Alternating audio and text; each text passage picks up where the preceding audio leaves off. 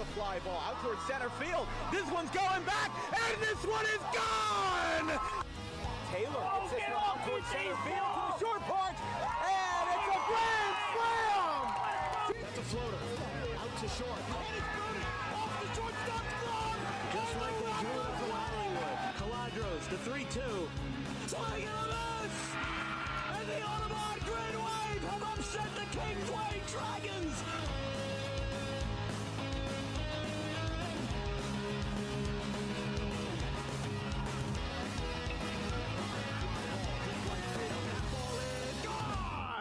Grant Fournier, 2-run shot to right.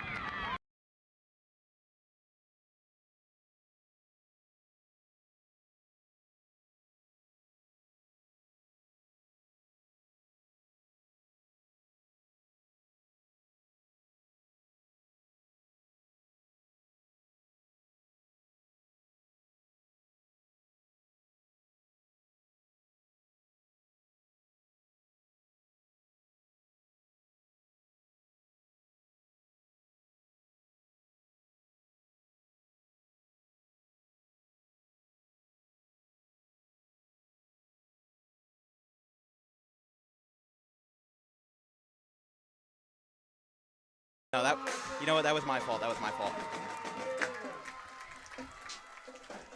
All right, now let's roll. Sorry about that, folks. Listen, we have had. There we go. All right. We had a little bit of audio issues there. That's what's going to happen because we are starting football here in 2025. It's been about 9 months since we last did a football game on Thanksgiving Day. Now we travel down here to Gloucester County for a battle on the 322 corridor between the Cumberland Colts and the Clearview Pioneers. I'm Dan Wilkins, joined by Jake Clark on the call tonight. This is going to be fantastic, and I'm saying that because this is a game of new beginnings. This is a season of new beginnings for Clearview, bringing in new head coach Mike Wilson. Yeah, for sure. It's a new season for them, and they're looking to turn it around. They struggled last year. Both these teams finishing with less than 3 wins on the season, but it should be interesting to see here. Cumberland has a lot of seniors coming back this year. R.J. Pierce, the most notable, rushed for over 900 yards last year in his junior season. And for Clearview, they've got a lot of younger guys, a whole lot of freshmen and sophomores that are ready to make the big jump here to the varsity level. We'll have to see if they have what it takes in week 1 here. Well, Jake, you know, what's going to be interesting about Clearview is that they only scored 13 points last year. That's never something that you see that often, and now that we turn the page back to a new season, it's going to be interesting to see how it all phases in. They've got 3 years to develop Bennett Durkin. Their leading 2 receivers are all sophomores. Their quarterback is a sophomore. Meanwhile, Cumberland, they graduated their quarterback, Mark Suey. Meanwhile, they also have R.J. Pierce, who is a senior running back who nearly had 1,000 yards this year, or last year in 2024. So it'll be a new beginning. We're going to take a quick break as we've got the national anthem, and we'll be right back for our opening kickoff here at Clearview.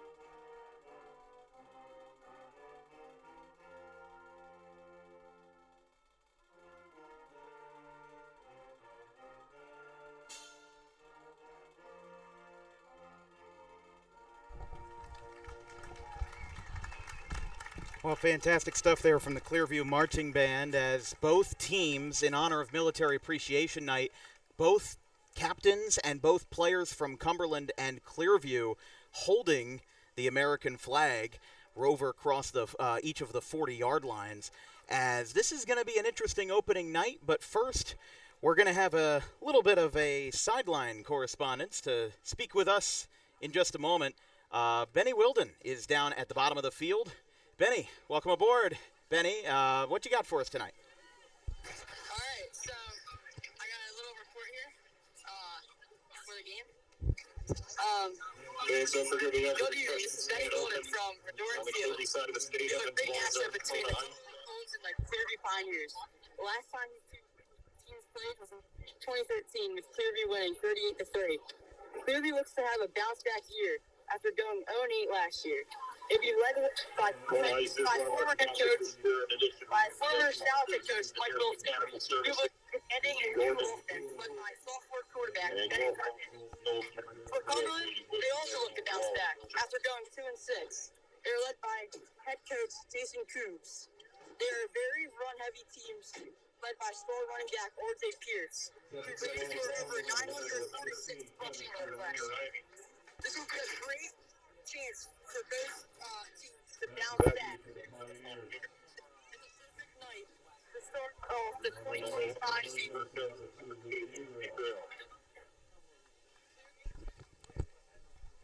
All right, there you go. Benny Wilden with the Kids Cast down there at the bottom of the field. It's a brand new year. 30 games on Dan Wilkins Broadcasting from today to Thanksgiving afternoon. The Cumberland Colts and the Clearview Pioneers are underway here at Riordan Field.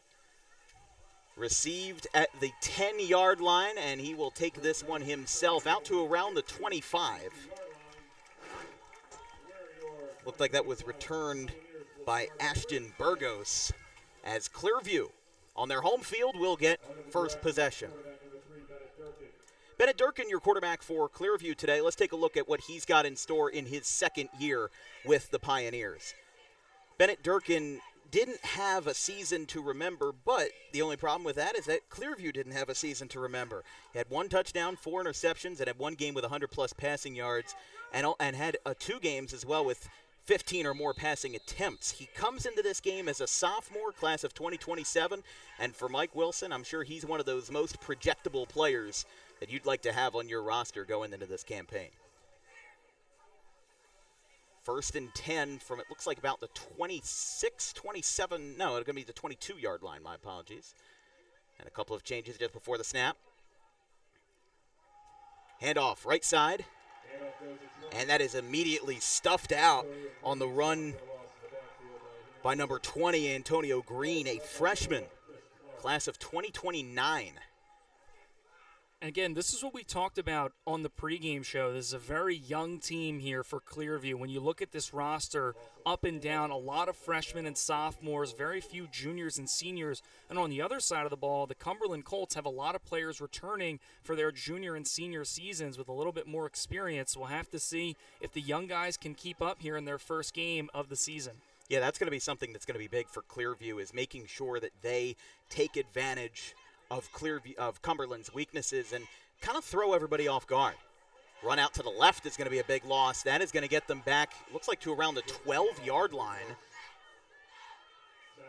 Maybe a little bit closer to the 15 mark. They were at 2nd and 10 after the run with no gain, but now they get even further back for 3rd and long. They're going to spot this one at the 13, right in between the 13 and the 14-yard line. First down markers up at the 32. As Bennett Durkin is going to look to avoid a 3-and-out in his first drive of the season. Like we said, Durkin 29 for 73 in his freshman season with passing attempts. Sends a receiver to his right in motion. The snap goes to Green. Interesting running on 3rd and long, trying to get it right through the gut of the defensive line, but that will be no good. And the special teams unit will come out for Clearview for their first drive of the year, and that will be a 3-and-out in just a minute and 45 seconds to start out this season. Yeah, a drive that went from bad to worse there. They tried to get Ashton Burgos, the wide receiver, a little bit of a jet sweep, and it went backwards, and then the run by Green on 3rd down, getting stuffed for a minimal gain, and they'll be forced to punt here on 4th down. Returner line back up for Cumberland at the 45. This one's sent up in the air. This one's out towards midfield. It is fumbled. And hello! Who's got the football? It's still loose. Clearview has it. He's got to run in the right direction. How about this for a kickoff to the 2025 season? You can't write it better than that, and he's down at the 5. Wow. That ball bounced right off of Cumberland's returner, right in the chest. The officials are lined up at the 45. The question is, did Cumberland, I don't know if Cumberland called a fair catch or not. Are they sending him back? I mean, if not, then he's going to be all the way at the 5-yard line. What's the call here? They're saying the ball cannot be advanced, so Clearview will retain the possession, but they will still line it up from their own 45, which is a lot better than what they previously had. Yeah, and special teams coming through right there. Robert Sine, right place, right time, number 15. Unfortunate he's not able to get it down into the red zone, but still you have to be happy if you're Mike Wilson and the Clearview Pioneers. You pick up a first down in a very unorthodox way there on the special teams mishap there from Cumberland. Yeah, you got to be happy in that situation. That is just fantastic awareness there. It looked like a dog pile of everybody was flying on top of the ball. And then right at the end, the ball pops out, and Clearview's picked it up. Robert Sine fakes the jet sweep. Durkin with his first pass. He's got an open bomb, and it's incomplete. Intended for the receiver, Luke Gabriel. Looked like he had it. He was in one-on-one coverage, but unable to complete it. And it'll be 2nd and 10 after the incompletion. Well, Gabriel gets good separation in the slot there. He was running free up the middle of the field. Bennett Durkin throws that ball just a little too shallow, where Gabriel has to try and come back to get it instead of hitting him in stride. And as a result, Gabriel fiddles around with it, bobbles it, and it drops down to the turf incomplete. Now 2nd down. Yeah, that's just an unfortunate situation there for Clearview. Nobody can really win, but what is winning is this drive. They just need to get to the opposite 45 to pick up their first down in the Mike Wilson tenure. Rush up the middle. No cigar.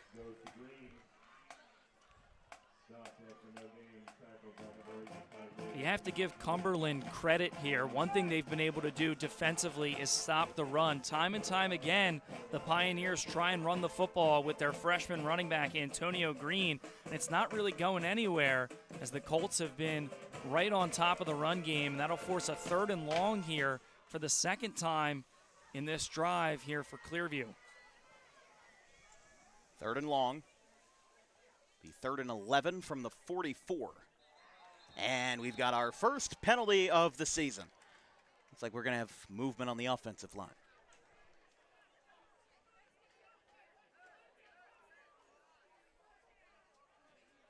So we'll push this baby back 5 yards. Not what you want if you're Mike Wilson. I mean, obviously you don't want to have your drive ruined by a false start like that. It knocks him back to the 43, it looks like. No, I'm sorry, 38. It's going to take me a little while to get used to these yard markers. Like I said, I haven't called a football game since Thanksgiving Day. So we're all working it out. We all put our practice in, but this is a fantastic crew to open up the season with here at Reardon Field at Clearview Regional. Durkin steps back, fires to the right side. It is caught.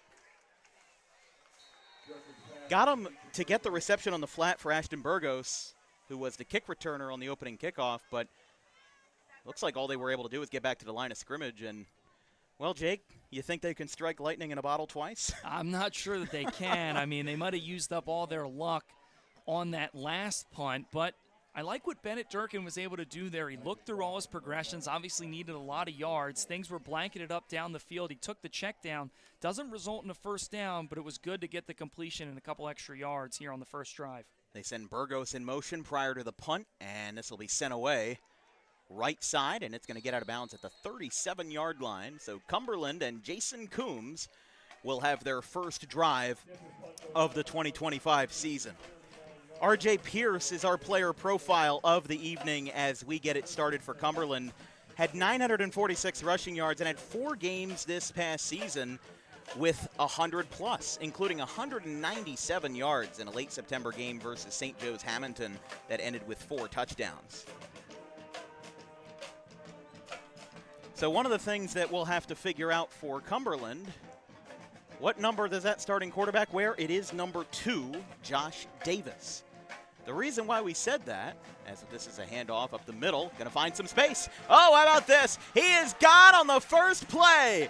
To the 20, to the 10. Can he chase him down? He is unable. The tackle by Josh White is no good, and Cumberland scores on their first drive of the year.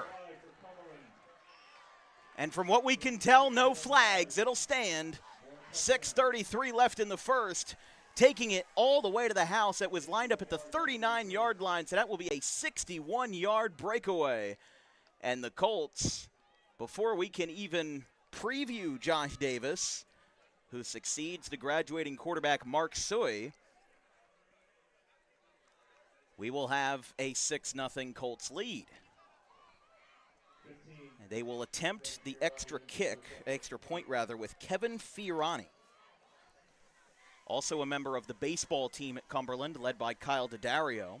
We saw them back in March versus Vineland.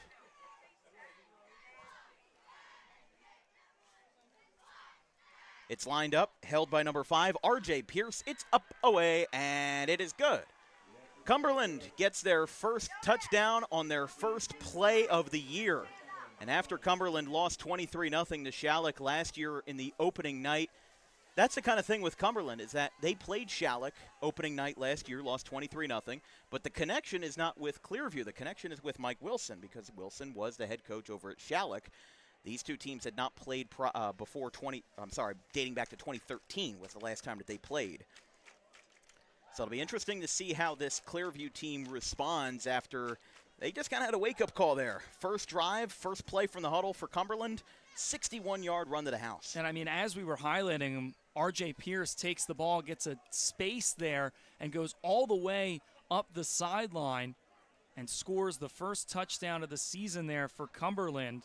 A player that has over 1,000 career rushing yards across his 3 seasons, adds 1 more touchdown to his stat sheet here in his senior year. And then on top of all that, he's the holder on special teams, holds down the kick, and was a part of all 7 points on the opening drive for Cumberland. They lead 7-0. Indeed. R.J. Pierce, how about that? Had nearly 1,000 rushing yards as a junior and tacks on a 61-yarder. To open up his campaign. They're having a little bit of trouble with the tee. This one will be again sent away by the kicker, Fiorani. The kicker and linebacker, who had a longest field goal of 42 in the 2024 season. Out to the left, this will again go to Ashton Burgos, who tries to cut to the left at the 25. He's going to find some space. He's got some blockers, and he's going to be taken down at the 36-yard line. So an admirable return for Clearview, as they'll race to the sideline after the, again, admirable return by Ashton Burgos there.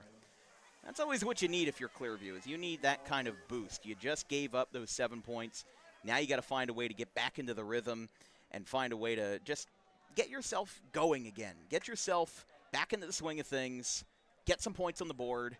Again, this team is hungry for offense. They scored 13 points last year, all in, for lack of a better term, garbage time versus Cherry Hill West and Vineland, and then they didn't score for the rest of the season.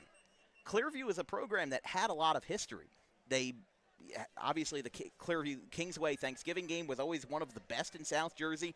Back when now Egg Harbor Township assistant Steve Scanlon was here, he produced winning teams. He got them to the playoffs.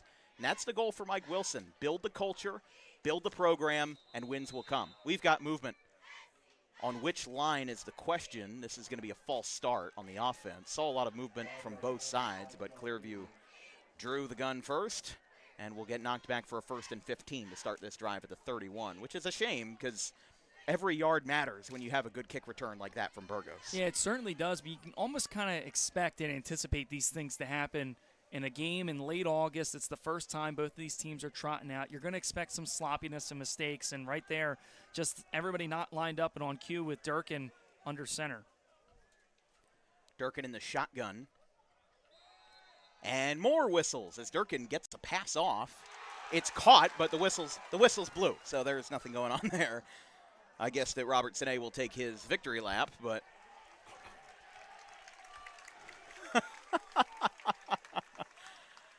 question is, what's this penalty? It's going to another false start. I'm surprised that Durkin even let the ball go with that. A little bit surprised, but I mean, listen, Clearview running out of the gun tee offense and a 3-3 defense as well. This is a team that I always like high school teams that run out of the gun because it is almost infuriating to watch. And again, there's a lot of coaches that really like the wing tee. I don't like the wing tee, just from a broadcaster's perspective, because I like to see passing. Clearview wasn't afraid to pass last year. Like we said, Durkin had 4 games where he had 15 or more pass attempts. They're going to rush this one up the middle. They'll get it back to the 27-ish yard line. So after 2 false starts, they're able to muster 2 yards. I wouldn't be surprised if Wilson allows Durkin to go back to the air. They tried it. They had a good target out there with Luke Gabriel, but unable to connect. And who knows, they might have gotten on the board if Gabriel made that catch downfield, because that was the only ambitious pass we've seen. They had a check down on 3rd and long, and that was about it. And now they've gone back to the drawing board on they're going to call it 2nd and 19 on the board with 2 false starts. And the false starts, especially after the good return, almost take the wind out of your sails. Second and 19. Durkin throws through heavy traffic as the offensive line was collapsing quickly. Incomplete. I believe that was intended again for Gabriel, a freshman. So we've seen a lot of young players. Ashton Burgos, the kick returner, is a sophomore. Luke Gabriel is a freshman. Bennett Durkin himself is a sophomore. And a lot of players on both sides of the ball. I mean, another couple of receivers like Finnegan McManus, Nick Samachichi. He's a freshman as well. There's a lot of adjustment going on here. Even if Clearview doesn't have a winning season this year, I could definitely see them contending in 2026 or 2027 with Durkin at the helm. Floated out to the left side. That is incomplete. This time intended for Mason Jones, the senior, one of the captains of this program, and we're going to have another 3 and out. Looked like he had a grip on that too, and then just couldn't hang on. Yeah, it was a good ball there by Durkin. A nice throw. He's rolling out to his left. The offensive line moves with him. They give him good protection. Puts the ball where only Mason Jones can get it, and he just bobbles it around in his hands and can't come down with it. And right now for Clearview, really struggling to move the ball. And Cumberland, they've only had 1 offensive play, and it resulted in 6. Another punt. Sent away from the 15-yard line. This is going to be, looks like a fair catch from number 11, Isaac Profit. And Cumberland's going to look to make a profit off of this game. All right, let's take a look at some, I don't know what I'm saying. We got to take a look at some sponsors real quick. This broadcast is brought to you by our good friends over at Harper Driving School. Over 90% of students who take their New Jersey State driving test with Harper pass on the first attempt. If you like those odds, book an appointment today at Suite 4 of the Total Turf Complex in Pittman.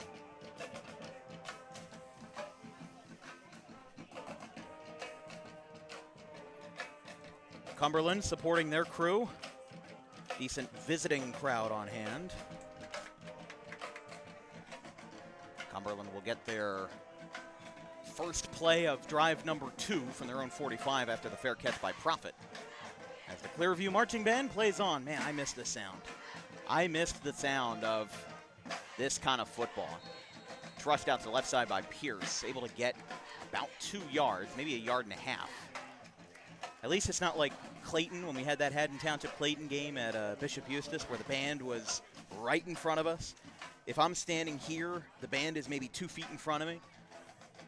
It was like I was in the band as a vocalist. 4:40 left in the first quarter.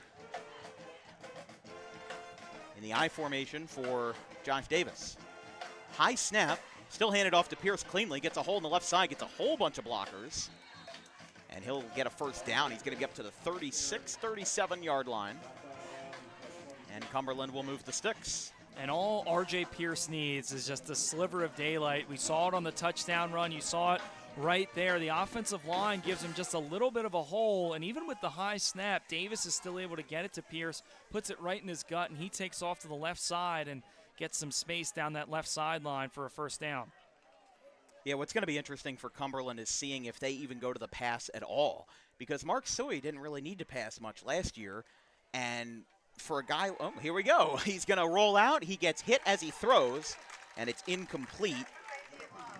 That pass rush made by number 22, it looked like, Bentley Riggs, a freshman. So we were talking about if they were going to, Jason Coombs was going to go to the pass at all, because we have seen entire games where a quarterback does not throw the ball once, if it is not in desperation. But the problem is, if you're Josh Davis, you get one shot. You get 1 year.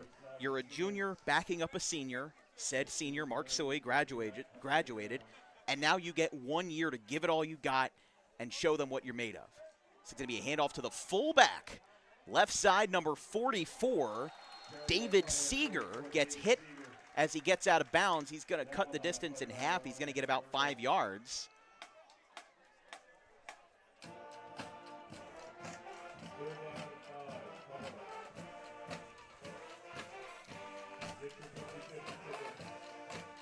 So it'll be 3rd and 5.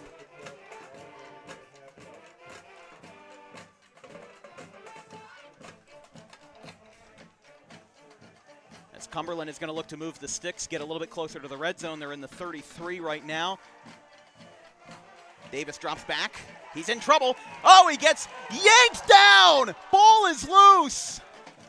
He got thrown to the ground like it was Thursday Night Raw. WWE style. Whole bunch of Clearview folks were in on that one. And that is going to go to 4th and long. Clearview just put up maybe their best drive of the night. And that's saying something, considering their first drive was a 61-yard touchdown. Yeah, Mason Toll, the sophomore, getting in on the pressure, gets the sack, forces the fumble. Cumberland's lucky to fall on it and not turn it over around midfield. And now they have a 4th and 21, and they'll bring out the punt unit. And again, now for the Pioneers, a lot of momentum, something that won't show up in the stat sheet, but hopefully something that can swing the tides and the offense can get the ball moving for the home Pioneers. Fiorani will go back to punt here. He's lined up at the 35. Burgos back to return.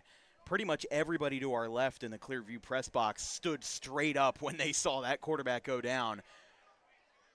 And a fair catch inside the 20. Let's take a look at that replay real quick. Presented by Harper Driving School. How about this? Oh, okay. Still waiting for it to get loaded. My apologies. I jumped the gun on my dear producer, Vincent Vogt. Should be noted we're here in the press box of Riordan Field tonight as we've got 2.5 minutes left in the first quarter. I'm Dan Wilkins, joined by Jake Clark of Rowan University on the call. We've got Vincent Vogt on the production, longtime producer here at DWB, and of course Ben Wilden doing our pregame and halftime report. Making his DWB debut tonight. I was told a whole bunch of his family and friends are tuning in, so we're glad to have him aboard as the newest member of Dan Wilkins Broadcasting. We are inside the 20. Yard markers at the 18.5. With Durkin again back in the shotgun. One receiver to each side.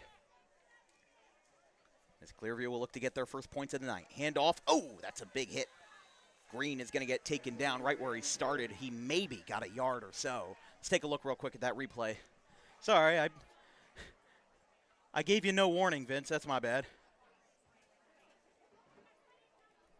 We're going to take another look at it. The snap comes in. Davis drops back to pass. He's got no options down the field. And there comes Mason Toll applying the pressure. I mean, that's just a ragdoll right there. You said it best. Thursday Night Raw, WWE, with the slam, and he pops the ball free. And again, Cumberland was lucky to fall on that. Durkin drops back to the right. He's in trouble. The offensive line could not hold up. That's going to be a sack that is going to get them down within the 10, made by Devon Petty, the senior defensive line, who had 12 solo tackles as a junior in 2024 and 2 sacks. He's halfway now to his sack total of last year with that one. And it's interesting to see a team that's so young with the head coach of Mike Wilson, they're not afraid to roll out the pocket for Durkin here. And we saw it earlier in the game. It worked out where he got good protection, and the ball was dropped by his receiver. This time, not so much, and the Colts get some pressure and force a sack now, a long third down.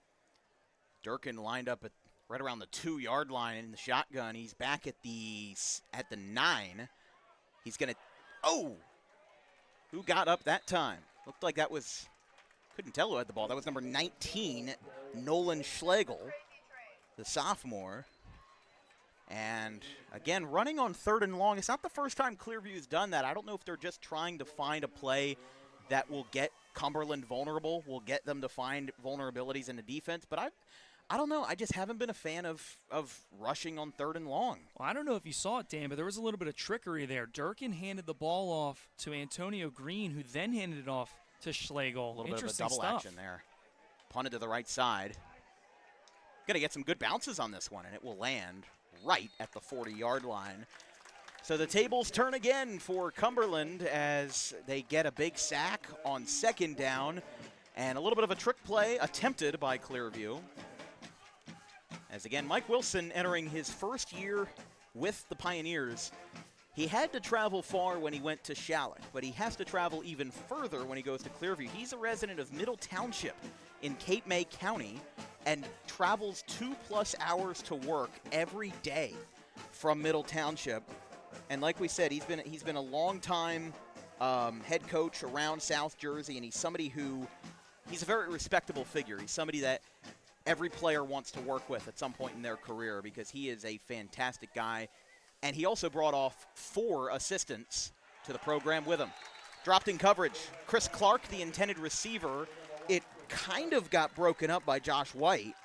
He didn't really swat the ball away, but he kind of was right behind him and made some contact. It wasn't interference, but it was close enough to put the receiver in bad company, and it's an incompletion, 2nd down. Sometimes they call that hearing the footsteps, and that might would have been right there because that ball was put right on the numbers of Chris Clark, but he's unable to keep it. And once he felt that little bump from the defensive back, he dropped it over the middle of the field, now 2nd down.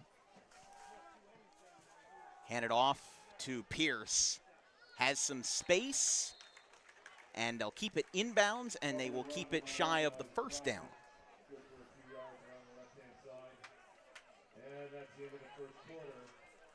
That will be the end of the first quarter here from Clearview Regional High School, as we've got ourselves a good one tonight with Cumberland up 7-0 after 1 here from Clearview. We'll be back in just a moment here on DWB.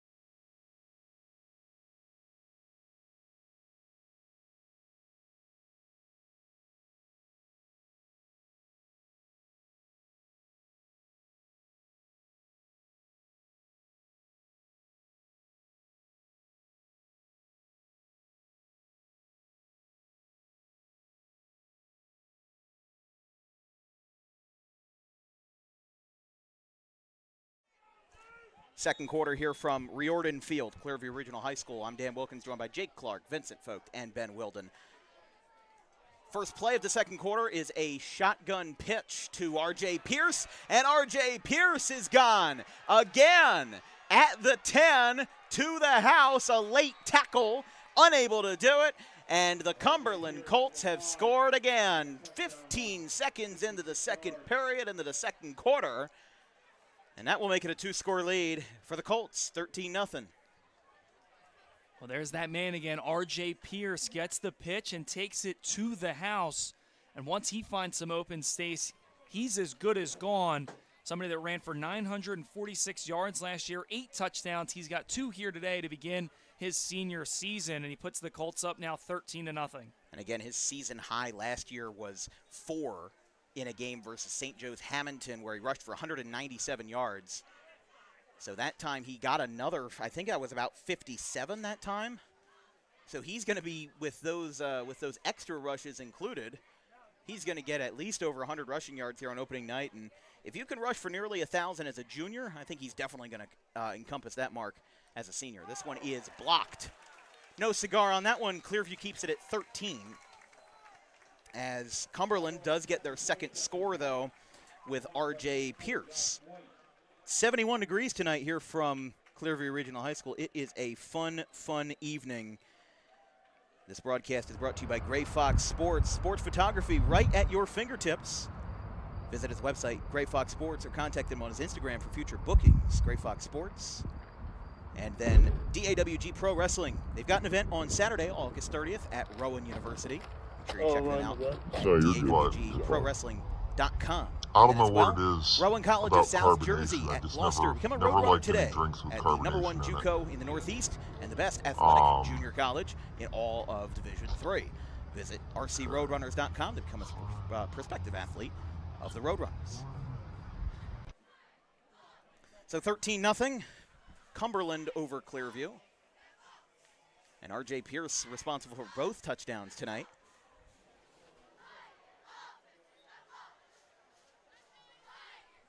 I mean, you mentioned it, probably well over 100 yards in this game.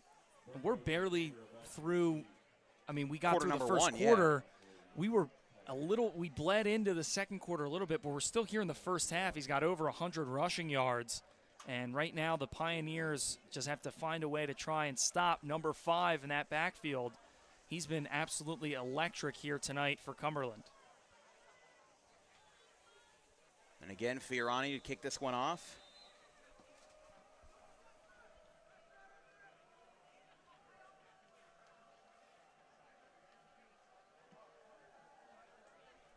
Here we go. This one is going to be returned by Burgos. Had some blocks, couldn't get too far on that one, and he returns it to the 25. Looking like pretty excited on that one was number 51, Isaiah Phillips. So Clearview will get this one started.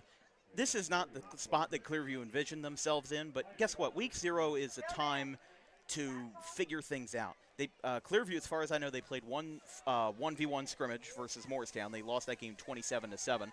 But Morristown is a pretty darn good team. And even in preseason play, you can't judge it too much. Just like how you can't judge NFL preseason play, like how the Eagles lost to the Browns. Like, I'm not dooming about the Eagles because they lost to the Browns. Just like I'm not dooming about Clearview because they lost to Morristown. And even if they're losing tonight, they've got plenty of games to figure it out, and I think that they'll be okay. And honestly, as I think they go into the second half, I think they'll figure something out and get some points on the board. Rush up the middle for about 1 or 2 yards from Green. What do you think, Jake? What do you think Clearview should do in this drive? Well, right now I think it's got to be almost about the little things, right? Mm-hmm. You're down 13-0. You can't win it. It's now a 2-score game. You have to try and move the ball a little bit better. And right now the Pioneers offense has really struggled with just consistently getting first downs and trying to move the ball and create a drive. We've seen a couple 3-and-outs, and they got really, really lucky with that punt earlier in the game. But so far, not a whole lot moving through the ground. Cumberland's done a good job there. And not a whole lot moving through the air. They've been really struggling moving the ball on offense. And they got to just try and keep moving the chains, and that'll move into something on the scoreboard. Durkin 1 for 4 on pass attempts. He's going to get another completion this time on a flat out to the left by Luke Gabriel. It's his second completion. And he's going to be third and mid-range now. I would like to see them pass more. I think that, honestly, down by 13, the worst thing that can happen is you throw a pick. But honestly, I'm not too worried about that right now. You're already losing. You need to find ways to win. And playing it safe down by 2 scores is not the way that I would be coaching this team. Now, of course, philosophies like that are probably why I'm not a high school football coach. But there's a reason why I'm up in the booth, right? But I would like to see Durkin pass it more for the full sake of, he seems pretty good at throwing the rock. He is out of the pocket this time. He's going to find a way to scramble. Gets hit. Oh, got hit twice. One below the hips, one above the hips. And Durkin seems to be okay, luckily. I was worried about him for a second, but he does get sacked for a loss of 2. I think he tried to scramble through the pocket, tried to find a space right throughout the right or the center of the offensive line. They gave him a block, but it wasn't good enough, and Cumberland's going to get another shot here. Yeah, you like the way that Durkin was able to step up in the pocket, doesn't see anything downfield, so he takes off and runs for it, but then Mekhi Davis is the one to swallow him up initially, wraps him up around the legs, and then Chris Clark with the finishing blow up top, where it looked like he might have got Durkin pretty good as he fell down to the turf. This is a nice spiral on the punt. It's going to be no fair catch by Profit. Caught it at the 49. He's going to get about 10 yards on the return. And Cumberland is going to get some very nice field position with 39 on the start of the drive. This is our first of 4 games in DWB opening weekend. Tag us where you're watching from on your Twitter, Instagram, or Facebook at hashtag DWB opening weekend. We've got 3 more games starting on Friday and Saturday. We are up bright and early for Clayton and Collingswood, a rematch from last year that was a fantastic game, ended 30-26 Collingswood. They start out at 10:30 a.m. from Collingswood High School. Then we travel down the shore. Vincent's going to be traveling with me. I don't know how I'm going to get to Point Pleasant Beach because it's Friday of Labor Day weekend. We go down to Point Pleasant Beach for a Group 1 shore matchup between the South River Rams and the Point Pleasant Beach Garnet Gulls, and then we close out the weekend Paulsboro at Pennsgrove, Saturday, August 30th at 12 noon. Although I will say 70 degrees tonight. Might feel like an October night pretty soon. Roll out to the right for Pierce. Gets some more blocks. He's going to almost crash into the pylon. He'll get 10 or 11 yards, and it should be good enough for a first down, and indeed it is. And that's something that the great running backs do, that Pierce is doing right now tonight, is he keeps the legs moving forward. He keeps the legs churning, and because of that, it's tough to wrap him up, and you saw it on that run right there. A couple of tackles where he's able to kind of just keep running forward, and the tacklers, the defenders, they slip off his legs, and just like that, he's able to move the sticks and pick up a first down for Cumberland. Yeah, I really like that. I mean, it's very good fundamental running philosophy there from R.J. Pierce, and we've got whistles, potentially flags, and we have a false start. Everybody do the Macarena. It's 5 yards against Cumberland, and it's going to be 1st and 15. The only thing I can think of when they do the false start is, hey, Macarena. I mean, I gotta have some energy tonight, but listen, I mean, Cumberland could extend this lead to 21. They could get themselves even further into the lead. Considering that they lost 23-0 to Shalleck opening night, they got to feel a little bit better about scoring some more points on Mike Wilson. But Shalleck, last year, if you remember, made it to the South Jersey Group 1 sectional final, losing 49-10 to Glassboro, who eventually ran through Cedar Grove to win the New Jersey Group 1 state title at MetLife. Wow, he was deep in the pocket that time. They've got to get back to the line of scrimmage, and they do. R.J. Pierce is going to have 2 rushing touchdowns and a receiving touchdown. Unless he stepped out late, that will be a touchdown. 33 yards. Are you kidding me? Just a little dump off. Looked like maybe a slip screen that time. Found his way into the end zone, 33 yards. And R.J. Pierce, he is responsible for every single point that Cumberland has put up on the board. They lead at 19-zip. And how about the offensive line there? It takes a lot for them to get up, move, and they really sold that screen because it looked like Davis was going to go down, had no blockers in front of him. He just dumps it right off to Pierce, and Pierce has a whole load of blockers right in front of him, and he takes it to the house for now his 3rd touchdown of the game. And you're right, Dan, responsible for all 19 of those points on the scoreboard for Cumberland. Still 7:36 left in the half. Remember, the criteria for a running clock is 33. They will attempt 2. Looks like they ran it out of the Wildcat that time, and they get it, so they make up the difference, and it's 21-0 between Cumberland and Clearview. But we were talking about Shalleck with Mike Wilson. They went 8-4 last year. They lost in the Battle of the Beach to Cedar Grove, who eventually lost to Glassboro in the state championship. They lost to them 41-3, and then they got their home opening win versus Cumberland, 23-0. And then they lost to Woodstown, and then they had 4 straight wins: Pennsgrove, Salem, Paulsboro, and Gloucester, losing to Glassboro at the tail end of the regular season and then beating Woodbury 27-16. Oh, Hold on wow. here. So they're saying that Pierce just scored on the run. Oh, you're kidding me. He stepped out at the 1. I'm very sorry, guys. Well, I think that even the guys over in the booth Yeah, had they it never wrong, updated the the public address scoreboard. announcer. They're going to try it now, and it's good. Gets just past the left upright. I apologize. So it's going to be 20-0 now.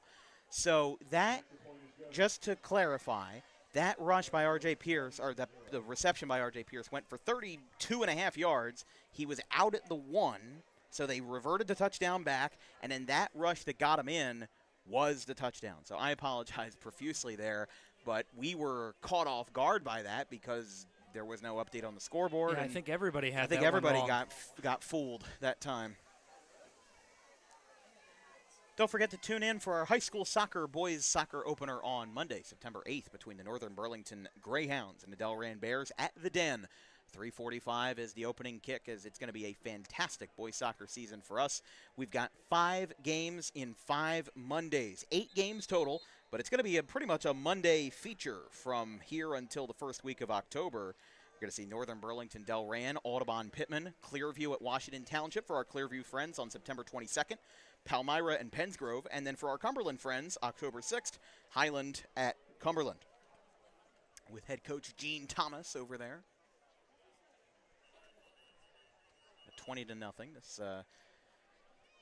This is a broadcast of WJFL football on Dan Wilkins Broadcasting between Cumberland and Clearview. If you have any questions or comments about today's broadcast, drop me a line at thedanwilkinsshow@gmail.com. We also have a Venmo. We are not being paid directly for today's broadcast. If you'd like to make a contribution, Dan Wilkins Broadcasting is run exclusively of high school and college students. Myself, I'm a second-year student at Rowan College of South Jersey. Jake here is a second year at Rowan University. And, of course, Vincent Folk at Camden County College as well. These guys work incredibly hard. They are incredibly hard workers. A lot of times working multiple broadcasting jobs, as that one's going to be recovered by Clearview at the 48-yard line-ish. But we do have a Venmo at DW Broadcasting, DW Broadcasting. No spaces, no hyphens. If you would like to contribute, again, all funds go towards college expenses, travel costs, and equipment expenses as well, because it is not easy running this kind of broadcast operation. Good crowd on hand, though. There's a whole bunch of cars in the parking lot. Over at the in the lot for the Performing Arts Center, which holds over 1,800. My high school, Audubon High School, only fit about 700 in the auditorium. And this isn't even an auditorium. This is a Performing Arts Center. If you think about it, Washington Township, theirs has naming rights. I believe it's the First Bank Arts Center. It's funny stuff. Clearview right around midfield. Durkin deep in the shotgun. Fakes the handoff to Green. He's going to let it fly. And it is. Looked like. Couldn't tell that time. Looked like it was incomplete. Robert Sine caught the ball. Oh, he did catch that. He caught it, but he was out of bounds. I couldn't Didn't tell, get the yeah. feet down. But that's a throw there by Durkin where it's a little bit too high and too outside towards the sideline where Sine was unable to get either foot in bounds. Good pressure on the play from the linebacker, Chris Clark, who we've called his name a couple times here tonight. Got in the face of Durkin. He got rid of it before he wanted to, and that results in an incomplete pass. Yeah, I couldn't tell. My apologies, because there's where the windows meet and the press box is right where he was throwing that ball to Sine. Wow, he got jostled around that time right at the line of scrimmage. He'll get it out at midfield. Rush by Green gets a couple of yards, and it'll be 3rd down and mid-range for Clearview. I don't think that they should be afraid to go out of the box here. I mean, listen, Mike Wilson is a coach that knows what it's like to be put in bad situations, and he knows what it's like to get out of them. So I wouldn't say that this game is over by any means. For example, when we saw Cumberland and Gateway in 2023, Gateway had a 20-point lead, and then Cumberland snatched it away at the end of the first half, and then that final score was 26-20. Man in motion, Durkin drops back, so they are going back with the passing mojo, and he's going to find some room. He's going to get up to the 39. It's a 1st down for Clearview. And I like what How about Durkin. that? I like what Durkin does there because they roll the pocket out right. He looks down the field, and he's got some pressure. So once again, he steps up in the pocket and just takes off, has a running lane. And then how about the sophomore getting big with some of those defenders, putting his head down and fighting for the first down and move the chains for Clearview. Excellent job there from Bennett Durkin. It's great to be one-on-one with those guys. As a quarterback, you should not be afraid to go head-to-head with them. So we're going to have a timeout. I believe Cumberland called the timeout. We will take a brief break with 5:59 left in the second quarter, 20-0 Cumberland.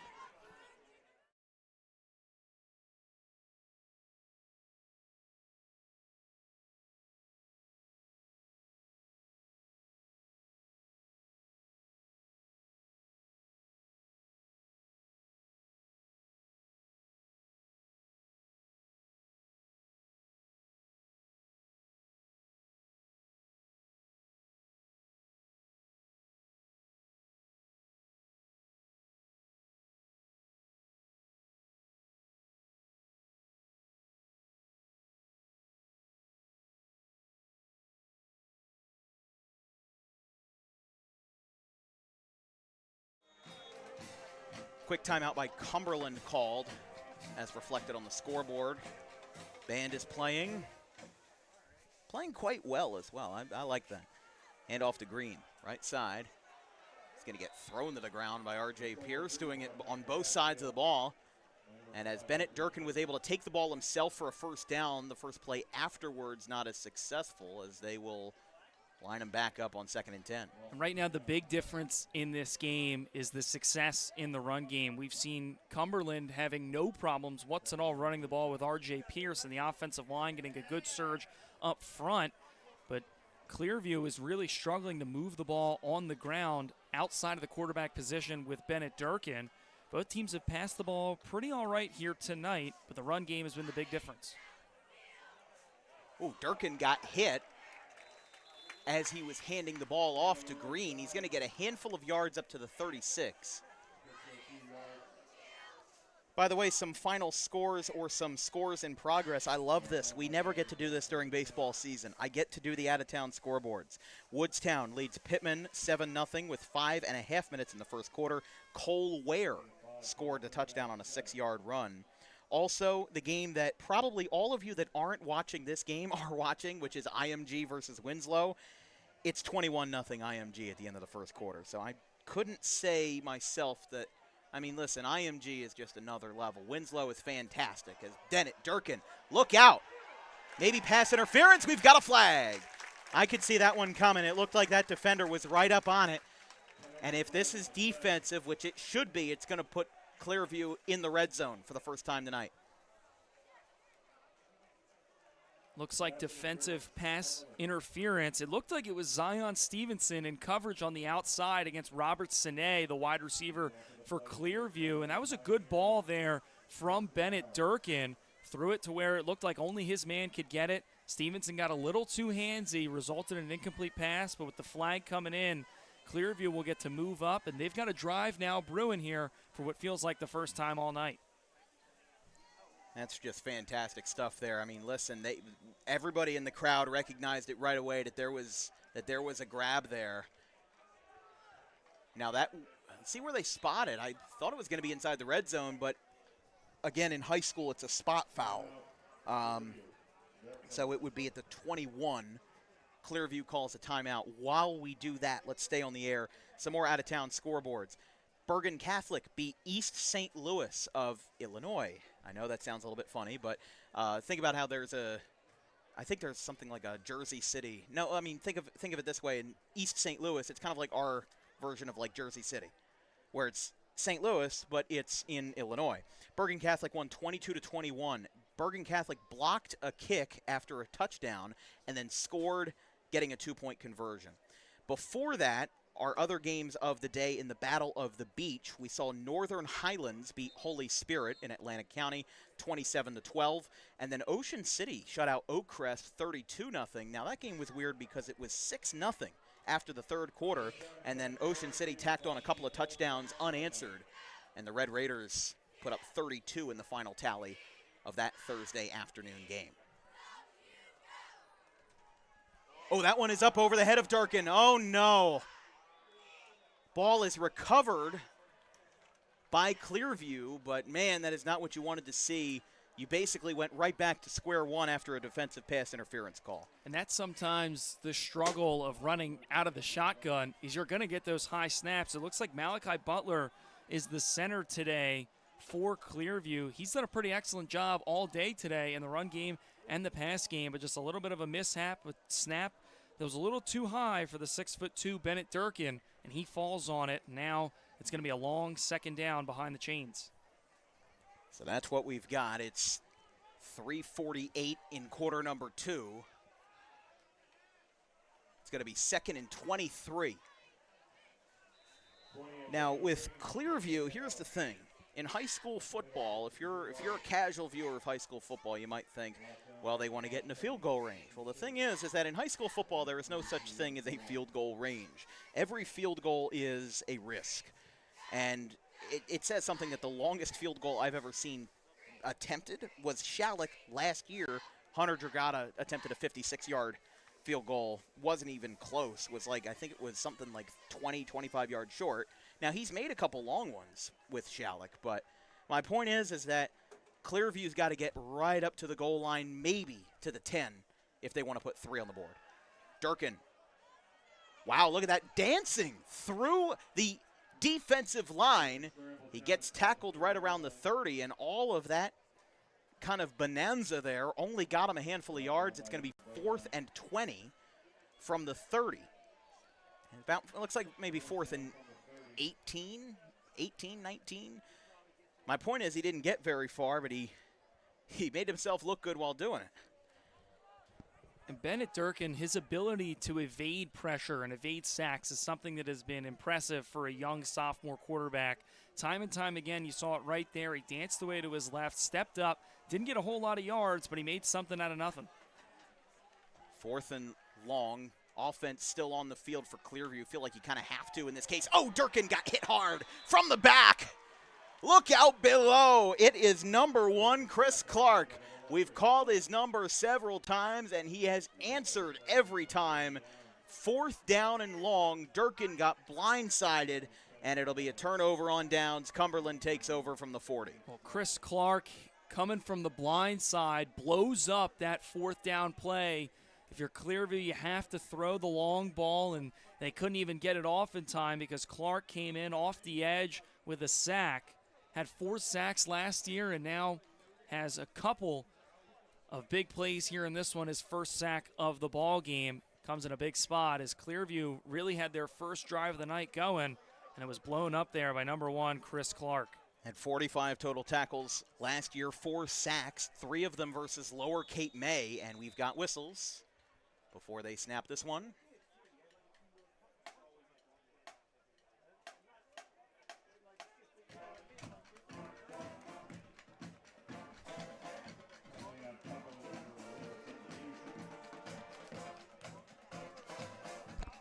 So penalty on Cumberland.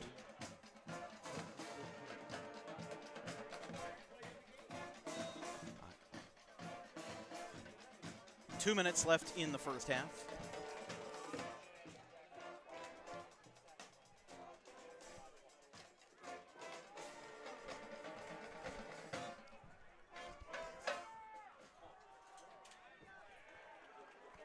Rush over the middle. They had 12 men in the huddle. That was what it was. I didn't want to admit that I didn't recognize that signal. Because I've heard of too many men on the field.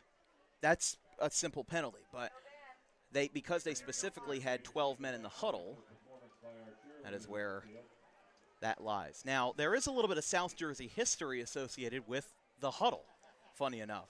If you're ever driving in Glassboro and you find yourself on Carpenter Street, that is named after Bill Carpenter, who played for Army football in the 1930s, in the 1950s, because that one is out to the right, they're going to get within 10 yards, and actually, funny enough, is a distant relative of mine. he was known for tricking offenses by not standing in the huddle before plays and then getting on the field and doing his trickery, as many people did in the 1950s. However, he is the reason why in college football and subsequently in the NFL and all levels of professional and organized football that all 11 players must be in the huddle prior to the play. So if you're going to be involved in the play, you must be in the huddle, and that is because of Bill Carpenter, a veteran who currently lives in Montana at 91 years old and has a street named after him in Glassboro. That one is a dive to the left side. We have a flag on the far side of the field on the opposite side. Let's see what the call is here. Offensive holding. So they'll back this one up 10 yards. That's a big break for Clearview, though. They've got 41 seconds in the half. If they can force Cumberland to maybe get an incompletion on 3rd and long with this offensive holding call, and then maybe get a punt, try to drive one downfield, get a long pass, it's not impossible. Well, another note on the huddle, I was actually just about earlier in this month, I went to the College Football Hall of Fame and saw some interesting stuff. I had to look it back up, but by a man named Paul Hubbard started the huddle back in 1894 because his team was playing a school that read plays in American Sign Language, and I believe they were School of the Deaf. And so to combat that, they would huddle and show the signs in the huddle so the School of the Deaf did not have an advantage. But interesting note. I didn't know that the huddle had something to do here with South Jersey. I didn't know Carpenter Street was in Glassboro named after somebody important like that. We've got a delay of game on offense for Cumberland. So, I mean, you learn something new every day. Yeah, so he is a distant, I don't know how exactly I'm related, but I know that it's somewhere in my family history, and that's where Carpenter Street in Glassboro is. You pass by Glassboro High School, you pass by their athletic complex, and you pass by Richard Wacker Stadium, home of the Rowan Profs, when you get to to Carpenter Street. That's the end of the first half. It's been all Cumberland, but Clearview had their shot. They had an offensive holding call. They had something good going for them, but they end the first half with a nothing burger on the score. However, how about R.J. Pierce? 20 points. He is responsible for all of them. 3 rushing touchdowns, including one of 61 yards. We've got a halftime break. We'll be back in just about 10 to 15 minutes. Enjoy our halftime entertainment presented by Gray Fox Sports as we've got Cumberland 20, Clearview 0 at the half. In life, the road ahead is full of possibilities, but to navigate it safely, you need the right skills. Harper Driving School is the premier driving school serving Gloucester, Salem, and Camden counties. With experienced instructors, many of whom are teachers in local schools, we are dedicated to your success and will help you master the road with confidence. With an over 95% success rate of students passing their road test on their first try, you know your student will be in good hands while embarking on a huge step of their young adult lives, all while avoiding the lines at the DMV and getting insurance discounts. We chose Harper, and so should you.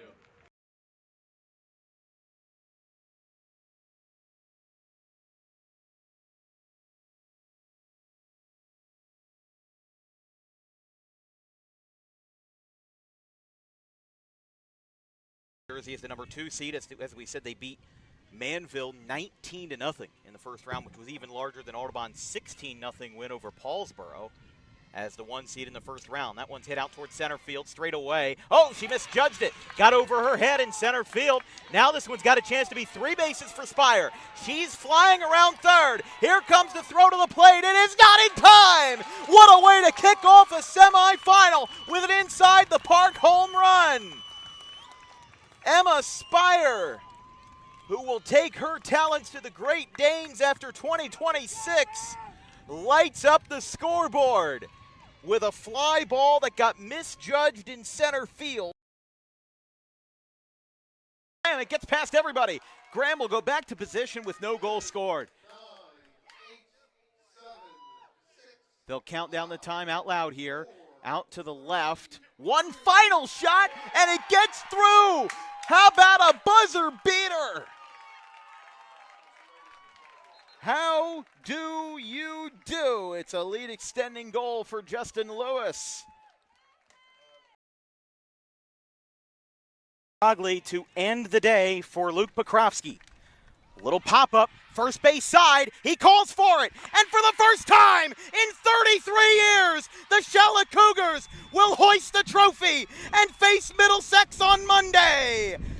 4-3, Cougars win it. And in the battle of green and gold, the trophy stays true with the visitors. What a finish! And Shalleck will pack their bags for Middlesex and the Blue Jays when the weekend turns around to Monday.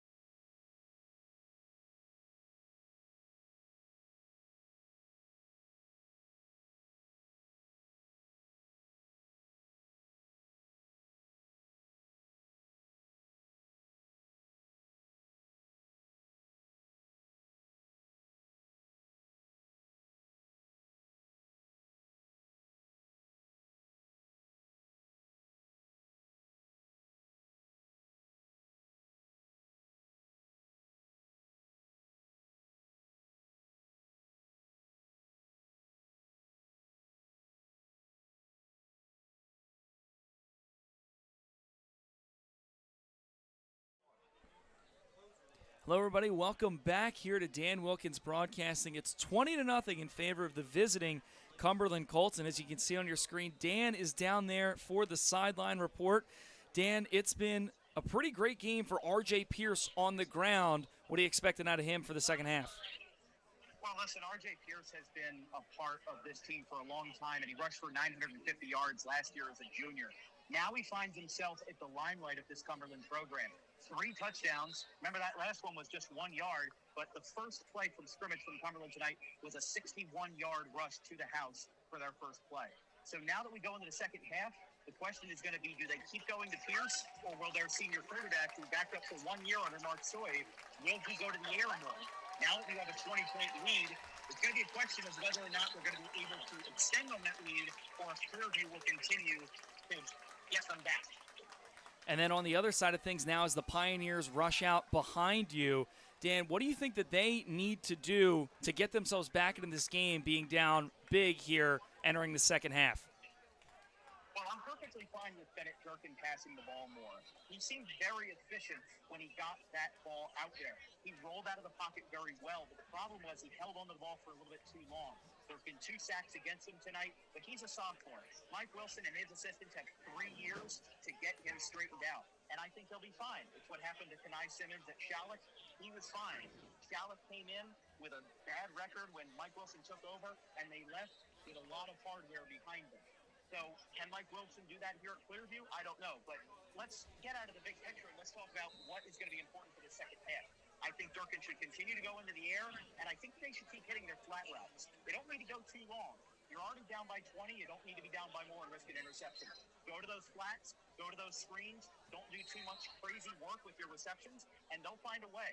These quarterbacks and the wide receivers, they're around the same age. They're in the same class, just like from last year. This is their first real year together where they are going to be pressured their hardest, and I think Bennett Durkin, whether it's tonight or whether it's in week 2 or 3 or 4, they'll figure it out. Well, great insight there from Dan down on the stands, and that'll do it. We'll be right back here in just about a minute or so for second half action between the Cumberland Colts and the Clearview Pioneers. Don't go anywhere here on Dan Wilkins Broadcasting.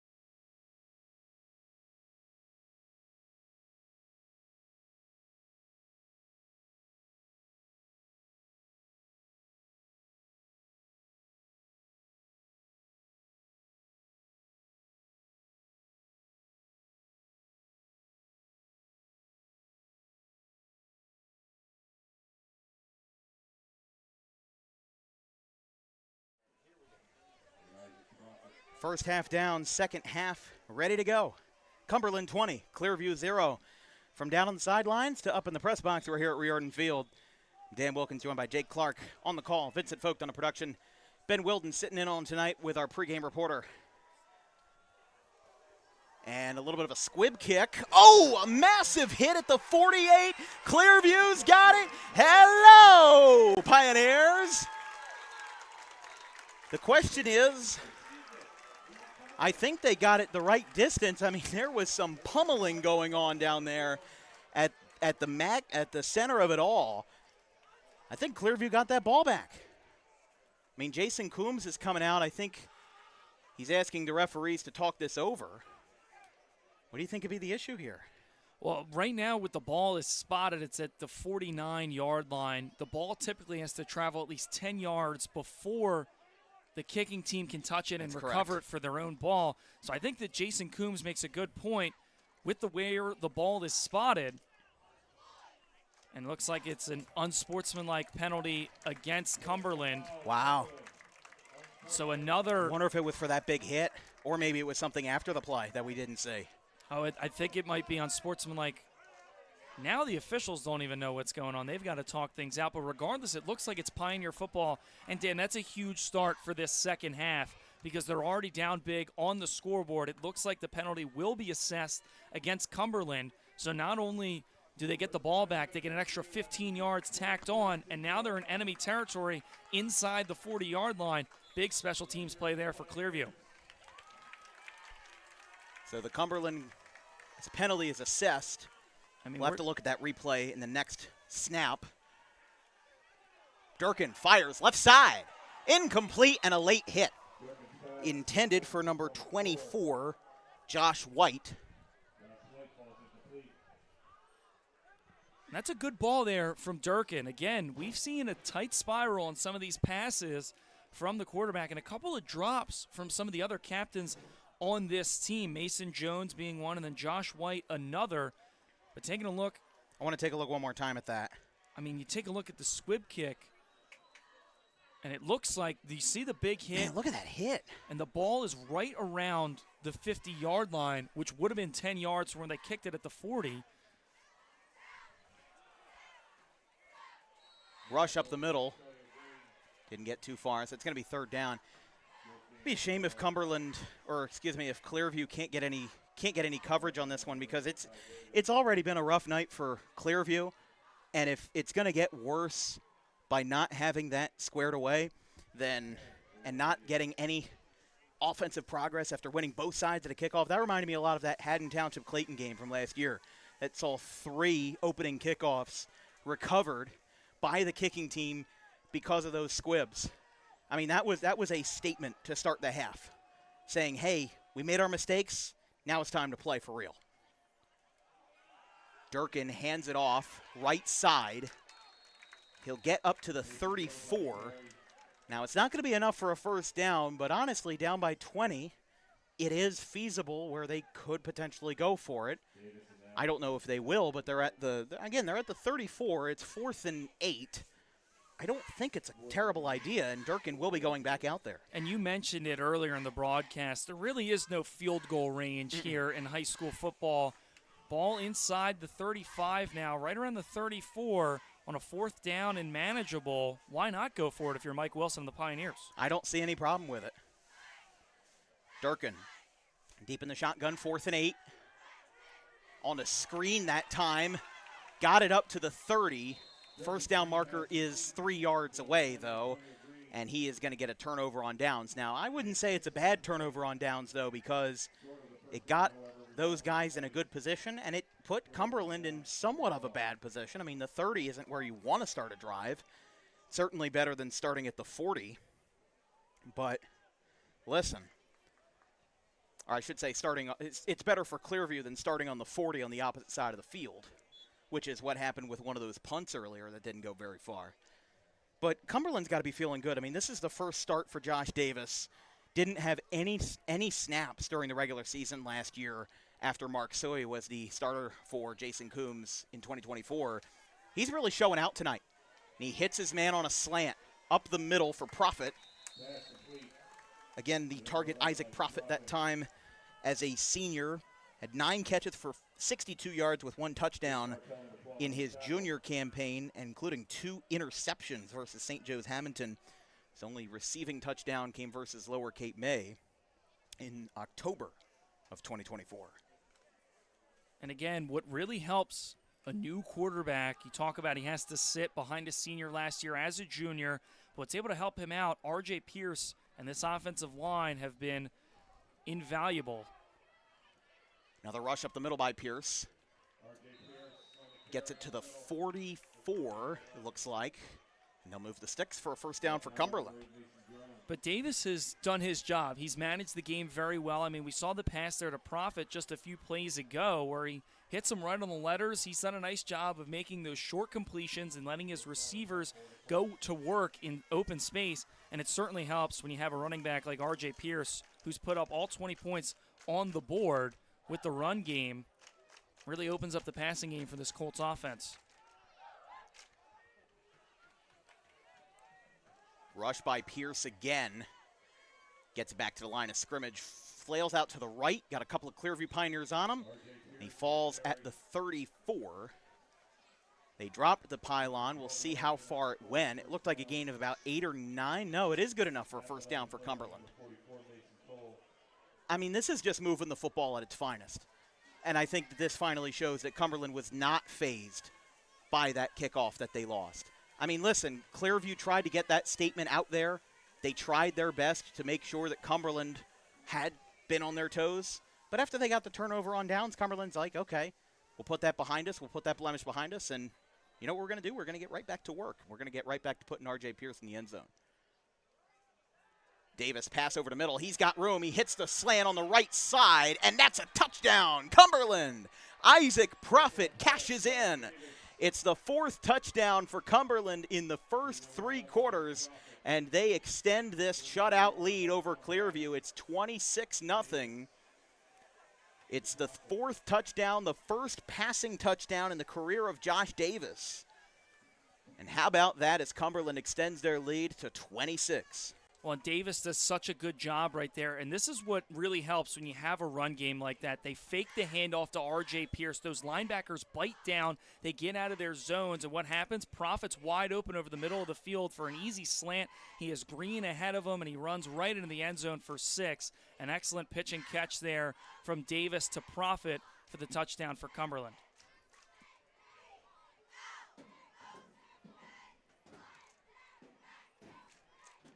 Fiorani, a little bit. No, didn't get it. Interesting. Couldn't tell from the angle, especially once the sun has set. It's hard to tell exactly where that's fallen, but the extra point is no good. It's 26-0. Cumberland.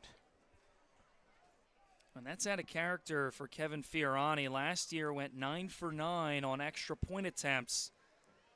That one just sailing a little bit to the right. But still, I mean, if you're head coach Jason Coombs, if that's the biggest of your problems, I guess it's a good problem to have. Up 26-0 on the scoreboard. And again, the big thing, Dan, for me, is that Clearview has really just struggled moving the ball. And now it comes down to you almost have to have those little mini victories, right? Mm-hmm. Moving the ball down the field, accumulating first downs to try and get yourself a couple of points on the board. It's still a lot of time left in this ball game, but right now with the inability to stop the run and Clearview's inability to move the ball, as you take a look at the shot at the scoreboard right there. Yeah, that kind of tells the story of tonight's game, is that it has not been pretty for Clearview, and this is the biggest thing, is that this is not what I don't know what we could have said about the outcome of this game going into it, because when you talk about a guy like Mike Wilson, a guy who has a 33-37 record as a head coach, he's somebody that you want to win. You want him to succeed, especially considering he's turned around Shalleck. He's a hard worker. And again, he travels to Mullica Hill from Cape May Courthouse, Middle Township, every day. Cape May County to this place every day. It's almost two plus hours each way. But right now, again, this could very well be a go back to the drawing board and come back to us tomorrow. They do have another Thursday game coming up. They play Bridgeton on the Thursday, September 4th. Again, tonight is Military Appreciation Night, which makes it all the more appropriate that we mentioned the Army veteran, Bill Carpenter. But actually, 4 of their first 5 games are at home. Bridgeton on the 4th, Highland on the 19th, and Vineland on the 26th. That's broken up by a road game on Friday, September 12th at Cherry Hill West. Durkin fakes the handoff. Cumberland was not fooled. It's back at midfield. Rush was made by number 19. Again, that is Landon Schlegel. And a little bit of trickery there from Clearview. We've seen it a couple times as Durkin hands the ball off to Green, who then gives it to Schlegel. But the Colts were not fooled as they stopped that one for a minimal gain. But again, this is a team in Clearview where the road seemingly gets a little bit easier after their first 2 games. They play Bridgeton, who went 6-4 last year, then go on the road to face a Cherry Hill West team that only won 2 games last year, and Highland 1-9 last year, and they'll be at home for that game. So big sack in the backfield, number 52, Devon Petty. How about that? Petty with 2 sacks all of last year, now has 2 sacks in this game in his senior season, reaching his junior year season total before school even really starts. That's got to be a good feeling for Devon Petty. And this Cumberland defense has been wreaking havoc on Durkin all night long. As you take a look at it right there, great surge from that defensive line, and it ends with Petty getting the sack, forcing a long 3rd down, which is something that has been a bit of a regular for Clearview in this game. 3rd and long, Durkin high snap, rolls out to the right. He's in trouble, lets it fly, and it's incomplete. Pressured by number 1, Chris Clark, who's picked up a couple of sacks tonight.